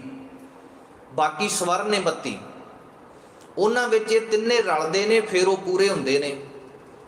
ਤੇ ਉਹ ਹਲੰਤ ਤੋਂ ਭਾਵ, ਕਿਉਂਕਿ ਇਹ ਕਾਵ ਰੂਪ ਹੈ, ਉਹ ਹਲੰਤ ਤੋਂ ਭਾਵ ਕਿ ਸ਼ਬਦ ਜਿਹੜਾ ਇਹ ਸੱਸਾ ਜਾਂ ਇਹ ਮੰਮਾ ਜਾਂ ਜਿਹਨੂੰ ਵੀ ਉਹ ਲੱਗਾ ਹੋਇਆ, ਇਹ ਪੂਰਾ ਨਹੀਂ, ਇਹ ਅੱਧਾ ਹੈ। ਆਪਾਂ ਸ਼ਬਦ ਪੜ੍ਹਦੇ ਹਾਂ ਕਿਰਪਾ, ਸੌਖਾ ਜਿਹਾ ਆਪਾਂ ਆਮ ਬਾਣੀ ਪੜ੍ਹਦੇ ਹਾਂ, ਕੱਕਾ ਸਿਹਾਰੀ ਲੱਗੀ ਹੋਈ ਹੈ, ਪੈਰ ਵਿੱਚ ਰਾਰਾ, ਪੱਪੇ ਤੇ ਕੰਨਾ, ਕਿਰਪਾ। ਹੁਣ ਇਹਦੇ ਵਿੱਚ ਜੇ ਪੁੱਛਿਆ ਜਾਵੇ ਅੱਧਾ ਅੱਖਰ ਕਿਹੜਾ, ਸਾਰੇ ਕਹਿਣਗੇ ਜੀ ਰਾਰਾ। ਰਾਰਾ ਅੱਧਾ ਨਹੀਂ, ਕੱਕਾ ਅੱਧਾ। ਇੱਥੇ ਰਾਰਾ ਅੱਧਾ ਨਹੀਂ, ਰਾਰਾ ਪੂਰਾ ਹੈ। ਕਿਰਪਾ, ਕਿਉਂਕਿ ਕੱਕਾ ਜਿਹੜਾ ਹੈ, ਕੱਕੇ ਨੂੰ ਰਾਰਾ ਲੱਗਿਆ ਹੋਇਆ, ਰਾਰਾ ਪੂਰਾ ਹੋਣਾ। ਸਿਹਾਰੀ ਰਾਰੇ ਨੂੰ ਲੱਗਣੀ, ਕੱਕਾ ਪੂਰਾ ਹੈ, ਰਾਰਾ ਅੱਧਾ। ਵਾਹਿਗੁਰੂ, ਕੱਕਾ ਅੱਧਾ, ਰਾਰਾ ਪੂਰਾ। ਇਸੇ ਤਰ੍ਹਾਂ ਜਿਹੜੇ ਸ਼ਬਦ ਨੂੰ ਹਲੰਤ ਲੱਗੀ ਹੁੰਦੀ, ਉਹ ਸ਼ਬਦ ਵੀ ਅੱਧਾ ਹੁੰਦਾ, ਪੂਰਾ ਨਹੀਂ ਹੁੰਦਾ। ਉਦਾਤ ਵਾਲਾ ਸ਼ਬਦ ਭਾਰਾ ਬੋਲਣਾ ਆਪਾਂ। ਸੋ ਇਹ ਗੁਰਬਾਣੀ ਦੀਆਂ ਬਰੀਕੀਆਂ ਨੇ, ਸਾਨੂੰ ਸਮਝਣ ਦੀ ਲੋੜ ਹੈ। ਆਪਾਂ ਗੁਰਬਾਣੀ ਦੇ ਅੰਕ ਪ੍ਰਬੰਧ ਦੀ ਗੱਲ ਕਰ ਰਹੇ ਸਾਂ। ਗੁਰੂ ਨਾਨਕ ਸਾਹਿਬ ਬੜਾ ਸੌਖਾ ਜਿਹਾ, ਤੁਸੀਂ ਆਪ ਘਰੇ ਜਾ ਕੇ ਪੋਥੀ ਪ੍ਰਕਾਸ਼ ਕਰਿਓ, ਆਪ ਦੇਖਿਓ, ਸਮਝਿਓ, ਤੁਹਾਨੂੰ ਸਮਝ ਆਵੇਗੀ। ਸ਼੍ਰੀ ਰਾਗ ਦੇ ਵਿੱਚ 33 ਸ਼ਬਦ ਸਭ ਤੋਂ ਪਹਿਲਾਂ ਗੁਰੂ ਨਾਨਕ ਸਾਹਿਬ ਦੇ ਆਉਂਦੇ ਨੇ, ਫਿਰ ਸ਼ਾਇਦ 17 ਸ਼ਬਦ ਗੁਰੂ ਅਮਰਦਾਸ ਮਹਾਰਾਜ ਜੀ ਦੇ, ਫਿਰ ਗੁਰੂ ਰਾਮਦਾਸ ਮਹਾਰਾਜ ਜੀ ਦੀ ਬਾਣੀ ਆਉਂਦੀ, ਫਿਰ ਗੁਰੂ ਅਰਜਨ ਦੇਵ ਮਹਾਰਾਜ ਜੀ ਦੀ ਬਾਣੀ ਆਉਂਦੀ ਹੈ। ਤਰਤੀਬ ਇਸੇ ਤਰ੍ਹਾਂ ਹੀ ਆਉਣੀ ਹੈ ਹਰ ਰਾਗ ਦੇ ਵਿੱਚ। ਜਦੋਂ ਪਹਿਲਾ ਸ਼ਬਦ ਸੰਪੂਰਨ ਹੋਇਆ, 2 ਡੰਡੀਆਂ ਆਉਗੀਆਂ, ਏਕਾ ਆਵੇਗਾ, ਫਿਰ 2 ਡੰਡੀਆਂ ਆਵੇਗੀਆਂ, ਫਿਰ ਨਵਾਂ ਸ਼ਬਦ ਸ਼ੁਰੂ ਹੋਵੇਗਾ। ਇਸੇ ਤਰ੍ਹਾਂ ਅੱਗੇ ਚੱਲੇਗਾ। ਜਦੋਂ 33 ਸ਼ਬਦ ਪੂਰੇ ਹੋਏ, 33 ਤੋਂ ਬਾਅਦ ਗੁਰੂ ਅਮਰਦਾਸ ਮਹਾਰਾਜ ਜੀ ਦਾ ਪਹਿਲਾ ਸ਼ਬਦ ਆਵੇਗਾ। ਉੱਥੇ ਗਿਣਤੀ ਏਕਾ ਆਵੇਗੀ, 2 ਡੰਡੀਆਂ ਆਉਣਗੀਆਂ, ਅੱਗੇ 34 ਹੋ ਜਾਏਗਾ। ਫਿਰ ਅਗਲਾ ਸ਼ਬਦ, ਫਿਰ ਉੱਥੇ 2 ਹੋਏਗਾ, ਫਿਰ 35 ਹੋਏਗਾ, ਫਿਰ 2 ਡੰਡੀਆਂ। ਫਿਰ ਇਸੇ ਤਰ੍ਹਾਂ ਗੁਰੂ ਰਾਮਦਾਸ ਮਹਾਰਾਜ ਜੀ ਦੀ ਬਾਣੀ ਆਏਗੀ, 33 ਤੇ 17 50 ਸ਼ਬਦ ਹੋਏ, ਤੇ ਗੁਰੂ ਰਾਮਦਾਸ ਮਹਾਰਾਜ ਜੀ ਦਾ ਪਹਿਲਾ ਸ਼ਬਦ ਸੰਪੂਰਨ ਹੋਵੇਗਾ। ਉਸੇ ਤਰ੍ਹਾਂ 2 ਡੰਡੀਆਂ ਲੱਗੇਗੀਆਂ, ਏਕਾ ਆਵੇਗਾ, ਫਿਰ 50 ਆਏਗਾ, 51 ਆਏਗਾ। ਇਹ ਤੁਸੀਂ ਆਪ ਥੋੜ੍ਹੀ ਜਿਹੀ ਇਸ ਪੱਖ ਤੇ ਗੌਰ ਕਰਨੀ, ਆਪ ਦੇਖਣਾ। ਜਿਹੜੇ ਅੱਜ ਆਪਾਂ ਕਹਿੰਦੇ ਗੁਰੂ ਗ੍ਰੰਥ ਸਾਹਿਬ ਦੇ ਵਿੱਚ ਰਲਾਵਟ ਹੋ ਜਾਏਗੀ, ਕਦੇ ਨਹੀਂ ਹੋ ਸਕਦੀ। ਜਿਹੜੇ ਗੁਰਮੁਖਾਂ ਨੇ ਇਹਨਾਂ ਪੱਖਾਂ ਤੇ ਵਿਚਾਰ ਕੀਤਾ ਹੋਇਆ, ਗੁਰਬਾਣੀ ਦਾ ਅੰਕ ਪ੍ਰਬੰਧ ਐਡਾ ਕੋ ਤਕੜਾ ਹੈ, ਗੁਰਬਾਣੀ ਵਿੱਚ ਕਦੇ ਰਲਾਵਟ ਨਹੀਂ ਹੋ ਸਕਦੀ। ਹਾਂ, ਅੱਖਰਾਂ ਦਾ ਹੇਰ ਫੇਰ ਹੋ ਸਕਦਾ ਹੈ, ਜੇ ਕੋਈ ਮਨਮਤੀਆ ਇਸ ਤਰ੍ਹਾਂ ਦਾ ਕੁਝ ਕਰੇ, ਪਰ ਜੇ ਕੋਈ ਕਵੇ ਕਿ ਮੈਂ ਇਹਦੇ ਵਿੱਚੋਂ ਗੁਰੂ ਗ੍ਰੰਥ ਸਾਹਿਬ ਵਿੱਚੋਂ ਕੁਝ ਸ਼ਬਦ ਜਿਹੜੇ ਵੱਖਰੇ ਕਰ ਦੇਵਾਂਗਾ। ਦੂਸਰਾ ਪੱਖ ਇਹ ਹੈ, ਕੱਲਾ ਇਹ ਨਹੀਂ, ਇਹ ਤੇ ਸ਼ਬਦਾਂ ਦਾ ਗਿਣਤੀ ਮਿਣਤੀ ਆਈ, ਅੰਕ ਪ੍ਰਬੰਧ ਆਇਆ। ਜਿਹੜਾ ਪੱਖ ਆਪਾਂ ਵਿਆਖਿਆ ਕਰੀ ਦਾ ਲੈਂਦੇ ਆ ਨਾ, ਪ੍ਰਿੰਸੀਪਲ ਤੇਜਾ ਸਿੰਘ ਹੁਣਾਂ ਨੇ ਇੰਨਾ ਕੋ ਵਿਚਾਰ, ਉਹਨਾਂ ਨੇ 10 ਸਾਲ ਸ਼੍ਰੀ ਵਾਹਿਗੁਰੂ 2 ਸਾਲ ਉਹਨਾਂ ਨੇ ਜੇਲ੍ਹ ਕੱਟੀ। ਜਦੋਂ ਸਿੰਘ ਸਭਾ ਮੂਵਮੈਂਟ ਚੱਲੀ, ਗੁਰਦੁਆਰੇ ਆਜ਼ਾਦ ਕਰਾਏ ਗਏ, ਮੋਹਰੀ ਸਿੱਖਾਂ ਦੇ ਵਿੱਚੋਂ ਸਨ। ਉਹ 2 ਸਾਲ ਉਹਨਾਂ ਨੂੰ ਜੇਲ੍ਹ ਹੋਈ, ਅਤੇ ਜੇਲ੍ਹ ਵਿੱਚ ਉਹਨਾਂ ਨੇ 10 ਪਾਠ ਸ਼੍ਰੀ ਸਹਿਜ ਪਾਠ ਕੀਤੇ ਸ਼੍ਰੀ ਗੁਰੂ ਗ੍ਰੰਥ ਸਾਹਿਬ ਜੀ ਦੇ।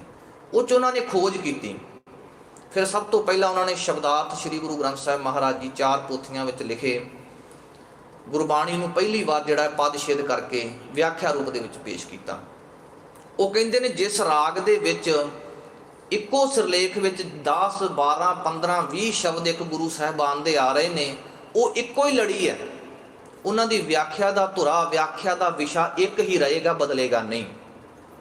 ਸੋ ਇਸ ਤੋਂ ਅੱਗੇ ਆਈਏ ਆਪਾਂ। ਸ਼੍ਰੀ ਗੁਰੂ ਗ੍ਰੰਥ ਸਾਹਿਬ ਸਾਡੇ ਗੁਰੂ ਨੇ। ਇਹ ਥੋੜ੍ਹੀਆਂ ਜਿਹੀਆਂ ਬਰੀਕੀ ਟੈਕਨੀਕਲ ਗੱਲਾਂ ਕੀਤੀਆਂ, ਕੁਝ ਸੰਗਤਾਂ ਬੋਰ ਵੀ ਹੋਈਆਂ ਹੋਣਗੀਆਂ, ਉਹਦੇ ਲਈ ਮਾਫੀ ਚਾਹੁੰਦੇ ਹਾਂ। ਸ਼੍ਰੀ ਗੁਰੂ ਗ੍ਰੰਥ ਸਾਹਿਬ ਸਾਡੇ ਗੁਰੂ ਨੇ ਕੀ ਵਿਲੱਖਣਤਾ ਕੀ ਹੈ, ਸਾਨੂੰ ਪਤਾ ਹੋਣਾ ਚਾਹੀਦਾ। ਇੱਕੋ ਇੱਕ ਐਸੇ ਧਰਮ ਗ੍ਰੰਥ ਨੇ ਸ਼੍ਰੀ ਗੁਰੂ ਗ੍ਰੰਥ ਸਾਹਿਬ ਮਹਾਰਾਜ, ਜਿਨ੍ਹਾਂ ਨੂੰ ਧਰਮ ਬਾਣੀ ਨੇ ਆਪ ਲਿਖਵਾਇਆ। ਗੁਰੂ ਅਰਜਨ ਦੇਵ ਮਹਾਰਾਜ ਜੀ ਨੇ, ਬਾਅਦ ਵਿੱਚ ਗੁਰੂ ਗੋਬਿੰਦ ਸਿੰਘ ਮਹਾਰਾਜ ਜੀ ਨੇ। ਜੇਕਰ ਆਪਾਂ ਬਾਕੀ ਇਤਿਹਾਸ ਵੇਖੀਏ, ਵੇਦ ਕਦੋਂ ਉਚਾਰੇ ਗਏ ਤੇ ਕਦੋਂ ਲਿਖੇ ਗਏ, ਲਗਭਗ 2500 ਸਾਲ ਬਾਅਦ ਜਦੋਂ ਵੇਦ ਉਚਾਰਨ ਕੀਤੇ ਗਏ। 4 ਵੇਦ ਨੇ ਹਿੰਦੂ ਮਤ, ਸਨਾਤਨ ਮਤ ਦੇ ਵਿੱਚ, ਤੇ ਉਹ ਵੇਦ 2500 ਸਾਲ ਬਾਅਦ ਲਿਖਤੀ ਰੂਪ ਧਾਰਨ ਕੀਤਾ ਉਹਨਾਂ ਨੇ। ਆਪਾਂ ਇਸਲਾਮ ਧਰਮ ਦੀ ਗੱਲ ਕਰਦੇ ਹਾਂ, ਕੁਰਾਨ ਦੀ ਗੱਲ ਕਰਦੇ ਹਾਂ, ਤੇ ਕੁਰਾਨ ਸ਼ਰੀਫ ਮੁਹੰਮਦ ਸਾਹਿਬ ਦੇ ਸੰਸਾਰ ਤੋਂ ਜਾਣ ਤੋਂ 250 ਸਾਲ ਬਾਅਦ ਉਹਨਾਂ ਦੇ ਖਲੀਫਿਆਂ ਨੇ ਲਿਖਾਇਆ। 250 ਸਾਲ ਬਾਅਦ। ਆਪਾਂ ਗੱਲ ਕਰਦੇ ਹਾਂ ਬਾਈਬਲ ਦੀ, ਈਸਾਈ ਧਰਮ ਦੀ, ਯਹੂਦੀ ਧਰਮ ਦੀ, ਕਿਉਂਕਿ ਬਾਈਬਲ ਦਾ ਪਹਿਲਾ ਹਿੱਸਾ ਜਿਹੜਾ ਹੈ ਉਹ ਯਹੂਦੀਆਂ ਦਾ, ਦੂਸਰਾ ਹਿੱਸਾ ਈਸਾਈਆਂ ਦਾ ਹੈ। ਪਹਿਲੇ ਨੂੰ ਕਹਿੰਦੇ ਨੇ ਓਲਡ ਟੈਸਟਾਮੈਂਟ, ਦੂਸਰੇ ਨੂੰ ਕਹਿੰਦੇ ਨੇ ਨਿਊ ਟੈਸਟਾਮੈਂਟ, ਤੇ ਉਹਨਾਂ ਦਾ ਇਕੱਠਾ ਰੂਪ ਜਿਹੜਾ ਉਹਨੂੰ ਬਾਈਬਲ ਕਹਿੰਦੇ ਨੇ। ਤੇ ਬਾਈਬਲ ਨੂੰ ਵੀ ਯਿਸੂ ਮਸੀਹ ਦੇ ਸੰਸਾਰ ਤੋਂ ਜਾਣ ਤੋਂ 100 ਸਾਲ ਬਾਅਦ ਲਿਖਿਆ ਗਿਆ। ਤੇ ਇਸ ਕਰਕੇ ਪਹਿਲੀ ਵਿਲੱਖਣਤਾ ਸਾਡੇ ਅੰਦਰ ਸਾਨੂੰ ਇਹ ਪਤਾ ਹੋਣਾ ਚਾਹੀਦੀ ਹੈ ਕਿ ਸ਼੍ਰੀ ਗੁਰੂ ਗ੍ਰੰਥ ਸਾਹਿਬ ਮਹਾਰਾਜ ਜੀ ਨੂੰ ਸਾਡੇ ਗੁਰੂ ਅਰਜਨ ਦੇਵ ਮਹਾਰਾਜ ਜੀ ਨੇ, ਧਰਮ ਬਾਣੀ ਨੇ ਆਪ ਲਿਖਵਾਇਆ। ਹੋਰ ਕਿਸੇ ਵੀ ਪੈਗੰਬਰ ਨੇ, ਜੋ ਵੀ ਉਹਨਾਂ ਦਾ ਧਰਮ ਗ੍ਰੰਥ ਹੈ, ਨਹੀਂ ਲਿਖਵਾਇਆ। ਬਾਅਦ ਵਿੱਚ ਉਹਨਾਂ ਦੇ ਚੇਲਿਆਂ ਨੇ ਲਿਖਾਈ। ਦੂਸਰੀ ਵਿਲੱਖਣਤਾ, ਸ਼੍ਰੀ ਗੁਰੂ ਗ੍ਰੰਥ ਸਾਹਿਬ ਮਹਾਰਾਜ ਇੱਕੋ ਇੱਕ ਐਸੇ ਧਰਮ ਗ੍ਰੰਥ ਨੇ ਜਿਹੜੇ ਰਾਗਾਂ ਦੇ ਵਿੱਚ ਨੇ, ਰਾਗਬੱਧ। ਕੋਈ ਵੀ ਧਰਮ ਗ੍ਰੰਥ ਰਾਗਾਂ ਦੇ ਵਿੱਚ ਨਹੀਂ।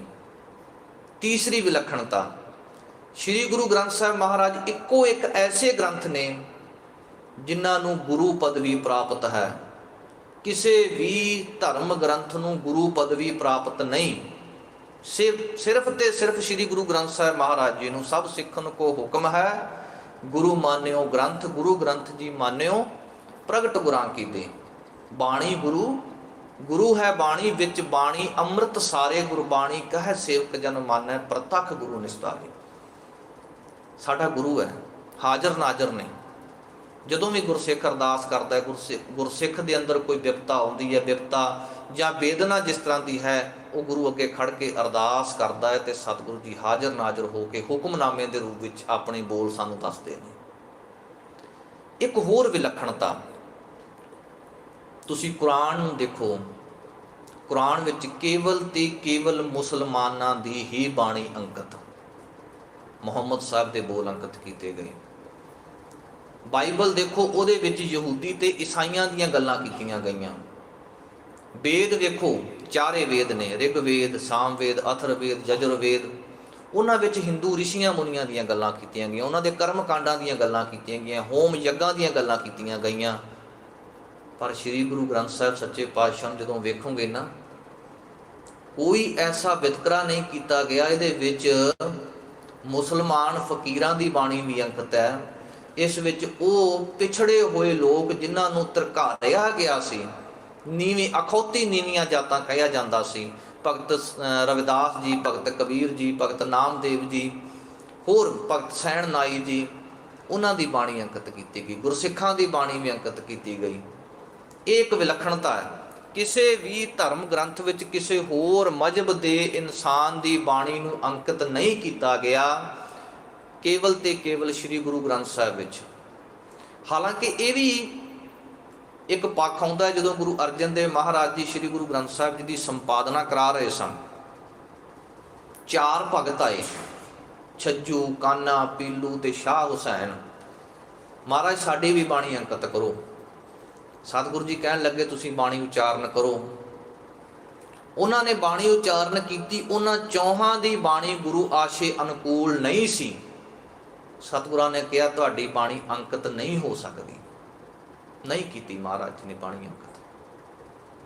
ਭਾਈ ਗੁਰਦਾਸ ਜੀ ਐਡੇ ਕੋ ਪ੍ਰੇਮ ਵਾਲੇ ਗੁਰਸਿੱਖ ਸਨ। ਸਤਿਗੁਰੂ ਜੀ ਬਾਣੀ ਲਿਖਵਾਉਂਦੇ ਸਨ। ਇਤਿਹਾਸ ਵਿੱਚ ਇਹ ਵੀ ਆਉਂਦਾ ਹੈ ਕਿ ਇੱਕ ਵਾਰ ਭਾਈ ਗੁਰਦਾਸ ਦੇ ਮਨ ਵਿੱਚ ਵੀ ਵਿਚਾਰ ਆਈ, ਸਤਿਗੁਰੂ ਜੀ ਮੇਰੀ ਬਾਣੀ ਵੀ ਅੰਕਿਤ ਕਰੋ। ਕਿਹਾ ਨਹੀਂ, ਮਨ ਵਿੱਚ ਫੁਰਨਾ ਆਇਆ। ਸਤਿਗੁਰਾਂ ਨੇ ਕਿਹਾ ਭਾਈ ਗੁਰਦਾਸ ਤੇਰੀ ਬਾਣੀ ਸ੍ਰੀ ਗੁਰੂ ਗ੍ਰੰਥ ਸਾਹਿਬ ਵਿੱਚ ਅੰਕਿਤ ਨਹੀਂ ਹੋ ਸਕਦੀ, ਪਰ ਤੂੰ ਗੁਰੂ ਘਰ ਦਾ ਐਡਾ ਵੱਡਾ ਗੁਰਸਿੱਖ ਹੈ, ਜਿਹੜੀ ਤੇਰੀ ਬਾਣੀ ਹੋਏਗੀ, ਤੇਰੀ ਬਾਣੀ ਪੜ੍ਹੇ ਬਗੈਰ ਕੋਈ ਗੁਰਬਾਣੀ ਨੂੰ ਸਮਝ ਨਹੀਂ ਸਕਦਾ। ਤੇ ਕੀ ਕਿਹਾ ਸੀ? ਭਾਈ ਗੁਰਦਾਸ ਦੀਆਂ ਵਾਰਾਂ ਨੂੰ ਗੁਰਬਾਣੀ ਦੀ ਕੁੰਜੀ। ਪਰ ਅਸੀਂ ਕੁੰਜੀ ਨਹੀਂ ਲਾਉਂਦੇ, ਅਸੀਂ ਜਿੰਦਾ ਤੋੜਦੇ ਹਾਂ।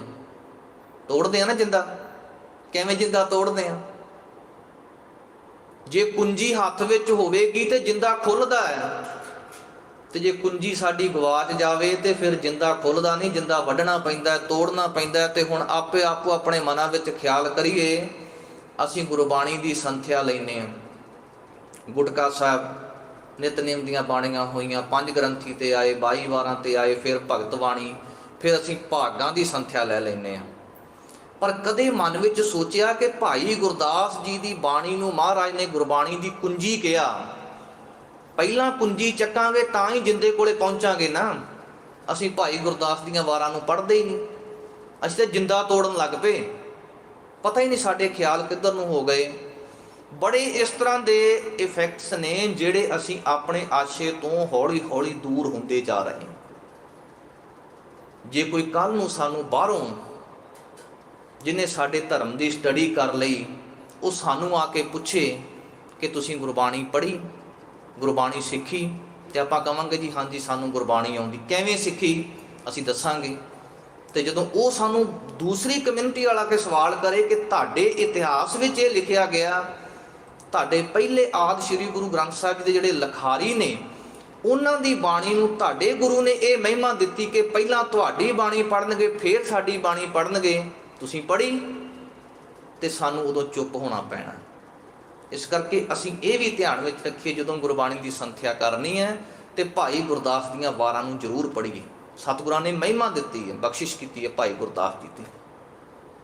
ਸੋ ਸ੍ਰੀ ਗੁਰੂ ਗ੍ਰੰਥ ਸਾਹਿਬ ਮਹਾਰਾਜ ਜੀ ਦੇ ਬਾਬਤ ਆਪਾਂ ਵਿਚਾਰ ਕਰ ਰਹੇ ਸਾਂ। ਕੁਝ ਸੰਗਤਾਂ ਬਾਅਦ ਵਿੱਚ ਵੀ ਆਈਆਂ, ਚਲੋ ਉਹ ਬਾਅਦ ਵਿੱਚ ਆਪਣਾ ਵੀਡੀਓ ਲਾਈਵ ਚੱਲ ਰਹੀ ਹੈ, ਇਸ ਤੋਂ ਆਪਾਂ ਲਿੰਕ ਤੋਂ ਵੀ ਆਪ ਜੀ ਸ਼ਰਵਣ ਕਰ ਸਕਦੇ ਹੋ। ਸੋ ਸ੍ਰੀ ਗੁਰੂ ਗ੍ਰੰਥ ਸਾਹਿਬ ਮਹਾਰਾਜ ਸੱਚੇ ਪਾਤਸ਼ਾਹ ਜੀ ਦੀ ਬੇਅੰਤ ਮਹਿਮਾ, ਜਿੰਨੀ ਵੀ ਮਹਿਮਾ ਕੀਤੀ ਜਾਵੇ ਉਹ ਘੱਟ ਹੈ, ਕਿਉਂਕਿ ਸ਼ਬਦ ਗੁਰੂ ਕੇਵਲ ਤੇ ਕੇਵਲ ਸ੍ਰੀ ਗੁਰੂ ਗ੍ਰੰਥ ਸਾਹਿਬ ਜੀ ਹੈ। ਕੁੱਲ ਦੁਨੀਆ ਦੇ, ਕੁੱਲ ਕਾਇਨਾਤ ਦੇ ਧਰਮ ਗ੍ਰੰਥਾਂ ਤੋਂ ਸਤਿਗੁਰਾਂ ਦੀ ਇਹ ਵਿਲੱਖਣਤਾ ਹੈ। ਫਿਰ ਸਤਿਗੁਰਾਂ ਦੇ ਪ੍ਰਕਾਸ਼ ਦੀ ਜਿਹੜੀ ਵਿਧੀ ਹੈ, ਕੋਈ ਵੀ ਧਰਮ ਗ੍ਰੰਥ ਇਸ ਤਰ੍ਹਾਂ ਪ੍ਰਕਾਸ਼ ਨਹੀਂ ਕੀਤਾ ਜਾਂਦਾ। ਇਹ ਸਤਿਕਾਰ, ਜੋ ਸਤਿਕਾਰ ਸ੍ਰੀ ਗੁਰੂ ਗ੍ਰੰਥ ਸਾਹਿਬ ਮਹਾਰਾਜ ਜੀ ਨੂੰ ਗੁਰਸਿੱਖਾਂ ਨੇ ਜਾਂ ਸਤਿਗੁਰਾਂ ਨੇ ਆਪ ਦਿੱਤਾ। ਆਪਾਂ ਸ੍ਰੀ ਦਰਬਾਰ ਸਾਹਿਬ ਜਾਂਦੇ ਹਾਂ, ਹਰਿਮੰਦਰ ਸਾਹਿਬ, ਸ਼੍ਰੀ ਅਕਾਲ ਤਖਤ ਸਾਹਿਬ ਮਹਾਰਾਜ ਜਿੱਥੇ ਸਤਿਗੁਰਾਂ ਦੇ ਸੁੱਖ ਆਸਣ ਹੁੰਦੇ ਨੇ, ਸੁੱਖ ਆਸਣ ਦਾ ਜੋ ਬੈੱਡ ਹੈ ਉਹਦੇ ਥੱਲੇ ਇੱਕ ਚਿੱਟੀ ਚਾਦਰ ਵਿਛਾਈ ਜਾਂਦੀ ਹੈ। ਉਹਦਾ ਕੀ ਮਤਲਬ ਹੈ? ਕਿਉਂਕਿ ਹਰ ਇੱਕ ਚੀਜ਼ ਦਾ ਕੁਝ ਨਾ ਕੁਝ ਮਤਲਬ ਹੁੰਦਾ ਹੈ, ਤਾਂ ਹੀ ਉਹ ਅੱਗੇ ਚੱਲਦਾ ਹੈ।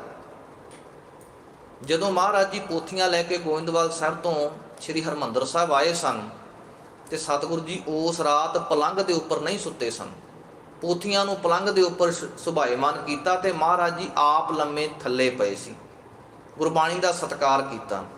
ਗੁਰਬਾਣੀ ਦੇ ਸਤਿਕਾਰ ਬਾਬਤ ਸਾਨੂੰ ਬੜੇ ਬਚਨ ਜਿਹੜੇ ਨੇ ਇਤਿਹਾਸ ਵਿੱਚੋਂ ਮਿਲਦੇ ਨੇ।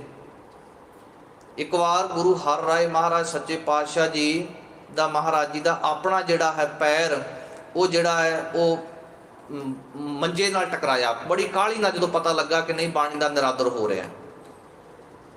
ਸੋ ਸਤਿਗੁਰਾਂ ਦਾ ਬੇਅੰਤ ਜਿਹੜਾ ਸਤਿਕਾਰ ਉਹ ਸਾਨੂੰ ਕਰਨਾ ਚਾਹੀਦਾ ਹੈ। ਸਤਿਗੁਰਾਂ ਦੇ ਬਾਬਤ ਆਪਾਂ ਵਿਚਾਰ ਕਰ ਰਹੇ ਸਾਂ। ਗੁਰਬਾਣੀ ਦੇ ਅੰਕ ਪ੍ਰਬੰਧ ਦੀ ਗੱਲ ਕੀਤੀ, ਗੁਰਬਾਣੀ ਦੇ ਰਹਾਉ ਪ੍ਰਬੰਧ ਦੀ ਗੱਲ ਆਪਾਂ ਕਰੀਏ। ਅੱਗੇ ਥੋੜਾ ਵਿਸ਼ੇ ਤੋਂ ਆਪਾਂ ਪਾਸੇ ਹੋ ਗਏ ਸਾਂ। ਜਦੋਂ ਆਪਾਂ ਕੋਈ ਸ਼ਬਦ ਪੜ੍ਹਦੇ ਹਾਂ, ਸ਼ਬਦ ਵਿੱਚ ਇੱਕ ਰਹਾਉ ਆਉਂਦਾ ਹੈ। ਰਹਾਉ ਦਾ ਮਤਲਬ ਕੀ ਹੈ? ਮੈਂ ਗੁਰਬਾਣੀ ਆਧਾਰ ਹੈ, ਗੁਰਬਾਣੀ ਲਾਗ ਰਹਾਉ। ਰਹਾਉ ਦਾ ਅਰਥ ਹੈ ਟਿਕਣਾ, ਟਿਕਾ, ਕਿ ਮੈਨੂੰ ਗੁਰਬਾਣੀ ਦਾ ਹੀ ਆਸਰਾ ਹੈ, ਮੈਨੂੰ ਗੁਰਬਾਣੀ ਦਾ ਹੀ ਆਧਾਰ ਹੈ, ਤੇ ਇਸ ਕਰਕੇ ਗੁਰਬਾਣੀ ਤੇ ਆ ਕੇ ਆਪਣੇ ਮਨ ਦੀਆਂ ਬਿਰਤੀਆਂ ਨੂੰ, ਮਨ ਦੇ ਖਿੜਾਅ ਨੂੰ, ਜੋ ਕੁਝ ਵੀ ਤੇਰੇ ਮਨ ਅੰਦਰ ਚੱਲ ਰਿਹਾ ਹੈ ਉਹਨੂੰ ਇੱਥੇ ਸਟਾਪ ਕਰ ਦੇ, ਇਸ ਤੋਂ ਅੱਗੇ ਨਾ ਵਧ। ਤੇ ਇਸ ਲਈ ਗੁਰਬਾਣੀ ਵਿੱਚ ਜਿੱਥੇ ਸ਼ਬਦ ਰਹਾਉ ਆਉਂਦਾ ਹੈ, ਵਿਦਵਾਨ ਸੱਜਣਾ ਨੇ ਇਹ ਮੰਨਿਆ ਕਿ ਇੱਥੇ ਪੂਰੇ ਸ਼ਬਦ ਦਾ ਕੇਂਦਰੀ ਭਾਵ ਹੁੰਦਾ ਹੈ ਧੁਰਾ। ਬੜੇ ਵਿਦਵਾਨ ਸੱਜਣ ਜਿਹੜੇ ਵਿਆਖਿਆਕਾਰ ਨੇ, ਜਦੋਂ ਗੁਰਬਾਣੀ ਦੀ ਵਿਆਖਿਆ ਕਰਦੇ ਨੇ ਤੇ ਸਭ ਤੋਂ ਪਹਿਲਾਂ ਰਹਾਉ ਵਾਲੇ ਬੰਦ ਨੂੰ ਦੇਖਦੇ ਨੇ ਕਿ ਰਹਾਉ ਵਾਲੇ ਬੰਦ ਵਿੱਚ ਸਤਿਗੁਰਾਂ ਨੇ ਕੀ ਕਿਹਾ। ਬਾਕੀ ਸਾਰੇ ਸ਼ਬਦ ਨੂੰ ਉਸੇ ਅਨੁਸਾਰ ਹੀ ਉਹ ਵਿਆਖਿਆ ਕਰਦੇ ਨੇ। ਰਹਾਉ ਪ੍ਰਬੰਧ ਗੁਰਬਾਣੀ ਦਾ ਬਹੁਤ ਵੱਡਾ। ਪਰ ਇੱਕ ਰਾਗ ਐਸਾ ਹੈ ਜਿਸ ਰਾਗ ਦੇ ਵਿੱਚ ਰਹਾਉ ਨਹੀਂ ਆਉਂਦਾ। ਜੇ ਕਿਸੇ ਨੌਜਵਾਨ ਬੱਚੇ ਨੇ ਸਹਿਜ ਪਾਠ ਕੀਤਾ ਜਾਂ ਇਸ ਪੱਖ ਤੇ ਧਿਆਨ ਹੈ ਕਿ ਉਹ ਦੱਸ ਸਕਦਾ ਹੈ ਕਿ ਉਹ ਕਿਹੜਾ ਰਾਗ ਹੈ। ਤੁਖਾਰੀ ਰਾਗ ਦੇ ਵਿੱਚ ਰਹਾਉ ਨਹੀਂ ਆਉਂਦਾ, ਕਿਉਂਕਿ ਉਹ ਸਾਰੀ ਬਾਣੀ ਸ਼ੰਤਾਂ ਦੇ ਵਿੱਚ ਹੈ, ਉਥੇ ਰਹਾਉ ਨਹੀਂ ਆਉਂਦਾ। ਸੋ ਇਸ ਤੋਂ ਅੱਗੇ ਕੁਝ ਵਿਸ਼ੇਸ਼ ਬਾਣੀਆਂ ਦੀ ਆਪਾਂ ਗੱਲ ਕਰੀਏ। ਵਿਸ਼ੇਸ਼ ਬਾਣੀਆਂ ਵਿਸ਼ੇਸ਼ ਸਿਰਲੇਖ ਹੇਠ, ਜਿਵੇਂ ਸੁਖਮਣੀ ਸਾਹਿਬ, ਪਹਿਰੇ, ਅਲਾਣੀਆਂ, ਘੋੜੀਆਂ, ਕਰਹਲੇ, ਇਹ ਉਸ ਵੇਲੇ ਦੇ ਜਿਹੜੇ ਪ੍ਰਮੁੱਖ ਜਿਹੜੇ ਚੱਲ ਰਹੇ ਸਨ ਕਾਵ ਰੂਪ ਗੁਰੂ ਕਾਲ ਵੇਲੇ। ਜਿਵੇਂ 12 ਮਾਹ ਦੀ ਗੱਲ ਚੱਲਦੀ ਹੈ। ਸ੍ਰੀ ਗੁਰੂ ਗ੍ਰੰਥ ਸਾਹਿਬ ਮਹਾਰਾਜ ਵਿੱਚ 2 12 ਮਾਹ ਨੇ, ਇੱਕ ਮਾਝ ਰਾਗ ਦੇ ਵਿੱਚ ਹੈ, ਇੱਕ ਤੁਖਾਰੀ ਰਾਗ ਦੇ ਵਿੱਚ ਹੈ। ਕੀ ਤੁਹਾਨੂੰ ਇਹ ਪਤਾ ਹੈ ਕਿ ਗੁਰੂ ਗ੍ਰੰਥ ਸਾਹਿਬ ਤੋਂ ਇਲਾਵਾ 20 ਹੋਰ 12 ਮਾਹ ਜਿਹੜੇ ਨੇ ਉਹ ਮੌਜੂਦ ਨੇ? ਪਿਆਰਾ ਸਿੰਘ ਪਦਮ ਨੇ ਇੱਕ ਪੁਸਤਕ ਐਡਿਟ ਕੀਤੀ, ਪੰਜਾਬੀ 12 ਮਾਹੇ। ਉਹਦੇ ਵਿੱਚ ਉਹਨਾਂ ਨੇ ਜ਼ਿਕਰ ਕੀਤਾ ਹੈ ਪੰਜਾਬੀ ਦੇ ਵਿੱਚ 400 ਦੇ ਕਰੀਬ ਜਿਹੜੇ 12 ਮਾਹ ਉਚਾਰਨ ਕੀਤੇ ਗਏ। 400 ਦੇ ਕਰੀਬ ਵੱਖ-ਵੱਖ ਕਵੀਆਂ ਦੇ ਦੁਆਰਾ। ਗੁਰੂ ਸਾਹਿਬਾਨ ਤੋਂ ਪਹਿਲਾਂ ਵੀ ਉਚਾਰਨ ਕੀਤੇ ਗਏ ਸੀ, ਬਾਅਦ ਵਿੱਚ ਵੀ ਉਚਾਰਨ ਕੀਤੇ ਗਏ। ਸੋ ਇਸ ਤਰ੍ਹਾਂ ਸ੍ਰੀ ਗੁਰੂ ਗ੍ਰੰਥ ਸਾਹਿਬ ਮਹਾਰਾਜ ਜੀ ਦੇ ਬੇਅੰਤ ਰੂਪ ਨੇ ਜਿਨ੍ਹਾਂ ਤੇ ਆਪਾਂ ਵਿਚਾਰ ਕਰ ਸਕਦੇ ਹਾਂ। 22 ਵਾਰਾਂ ਨੇ। 22 ਵਾਰਾਂ ਦੇ ਵਿੱਚੋਂ 9 ਵਾਰਾਂ ਐਸੀਆਂ ਨੇ ਜਿਨ੍ਹਾਂ ਨੂੰ ਸਤਿਗੁਰਾਂ ਨੇ ਉਸ ਵੇਲੇ ਦੇ ਜੋ ਪ੍ਰਚਲਿਤ ਜਿਹੜੇ ਆਪਾਂ ਕਹਿ ਸਕਦੇ ਹਾਂ ਵਾਰਾਂ, ਉਹਨਾਂ ਦੀਆਂ ਧੁਨੀਆਂ ਤੇ ਗਾਉਣ ਦੀ ਗੱਲ ਕੀਤੀ। ਜਿਵੇਂ ਆਸਾ ਦੀ ਵਾਰ ਹੈ, ਟੁੰਡੇ ਰਾਜੇ ਕੀ ਧੁਨੀ ਜਿਹੜੀ ਹੈ ਉਹਦੇ ਤੇ ਗਾਉਣ ਦੀ ਗੱਲ ਕੀਤੀ ਗਈ ਹੈ। ਇਸੇ ਤਰ੍ਹਾਂ ਕੈਲਾਸ ਰਾਜੇ ਦੀ ਜਿਹੜਾ ਉਸ ਵੇਲੇ ਦੀ ਵਾਰਤਾ ਚੱਲਦੀ ਸੀ ਉਹਦੀ ਗੱਲ ਕੀਤੀ ਗਈ। ਵੱਖ-ਵੱਖ ਧੁਨੀਆਂ ਹੈ, ਉਹ ਧੁਨੀਆਂ ਦੇ ਅਨੁਸਾਰ ਉਹਨਾਂ ਨੂੰ ਗਾਉਣ ਦੀ ਗੱਲ ਕੀਤੀ ਗਈ। ਸੋ ਗੁਰਬਾਣੀ ਤੇ ਭਗਤ ਬਾਣੀ ਦਾ ਆਪਸੀ ਸੰਬੰਧ, ਇਹਦੇ ਬਾਰੇ ਵੀ ਵਿਦਵਾਨਾਂ ਨੇ ਗੁਰਬਾਣੀ ਵਿੱਚੋਂ ਖੋਜ ਕੀਤੀ ਗਈ। ਕਿਉਂਕਿ ਇੱਕ ਸਮਾਂ ਐਸਾ ਆਇਆ ਸੀ, ਸਾਡਾ ਹੀ ਇੱਕ ਤਬਕਾ ਕਹਿਣ ਲੱਗ ਪਿਆ ਸੀ ਕਿ ਭਗਤ ਬਾਣੀ ਜਿਹੜੀ ਉਹ ਗੁਰਬਾਣੀ ਨਹੀਂ, ਇਹਨੂੰ ਬਾਹਰ ਕਰ ਦਿੱਤਾ ਜਾਵੇ। ਪਰ ਵਿਦਵਾਨਾਂ ਨੇ ਖੋਜ ਕੀਤੀ, ਗੁਰਬਾਣੀ ਨੂੰ ਦੇਖਿਆ, ਉਧਰ ਭਗਤ ਬਾਣੀ ਦੇ ਸ਼ਬਦ ਲਏ ਗਏ, ਇਹਨਾਂ ਦਾ ਸੁਮੇਲ ਦੇਖਿਆ। ਸੋ ਇਸ ਤਰ੍ਹਾਂ ਦੇ ਬੜੇ ਵਿਚਾਰ ਨੇ। ਆਪਾਂ ਫਿਰ ਕਿਤੇ ਹੋਰ ਇਹਨੂੰ ਵਿਸਤਾਰ ਵਿੱਚ ਕਰ ਸਕਦੇ ਹਾਂ। ਕੋਸ਼ਿਸ਼ ਤਾਂ ਫੇਰ ਸੀ, ਕਿਉਂਕਿ ਫਿਰ ਸੰਗਤ ਤੋਂ ਇਸ ਪੱਖੋਂ ਮਾਫੀ ਚਾਹੁੰਦੇ ਹਾਂ, ਕਿਉਂਕਿ ਜੇਕਰ ਸਕਰੀਨ ਦੇ ਵਿੱਚ ਆਪਾਂ ਇਹਨੂੰ ਇੱਕ PPT ਰੂਪ ਦੇ ਵਿੱਚ ਬਣਾ ਕੇ ਸੰਗਤ ਨਾਲ ਸਾਂਝੀ ਕਰਦੇ ਤਾਂ ਹੋਰ ਵਧੀਆ ਹੁੰਦਾ।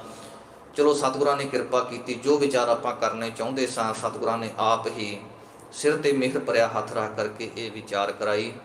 ਪਾਵਨ ਸ੍ਰੀ ਗੁਰੂ ਗ੍ਰੰਥ ਸਾਹਿਬ ਮਹਾਰਾਜ ਜੀ ਦੇ ਇਤਿਹਾਸ ਸੰਪਾਦਨਾ ਤੇ ਸ੍ਰੀ ਗੁਰੂ ਗ੍ਰੰਥ ਸਾਹਿਬ ਮਹਾਰਾਜ ਜੀ ਦੀ ਬਣਤਰ, ਸਤਿਗੁਰਾਂ ਦੇ ਵਿਚਲੇ ਅੰਕ ਪ੍ਰਬੰਧ, ਰਹਾਓ ਪ੍ਰਬੰਧ, ਸਿਰਲੇਖ ਪ੍ਰਬੰਧ, ਇਹਨਾਂ ਦੇ ਬਾਬਤ ਵਿਚਾਰ ਕਰਦੇ ਹਾਂ।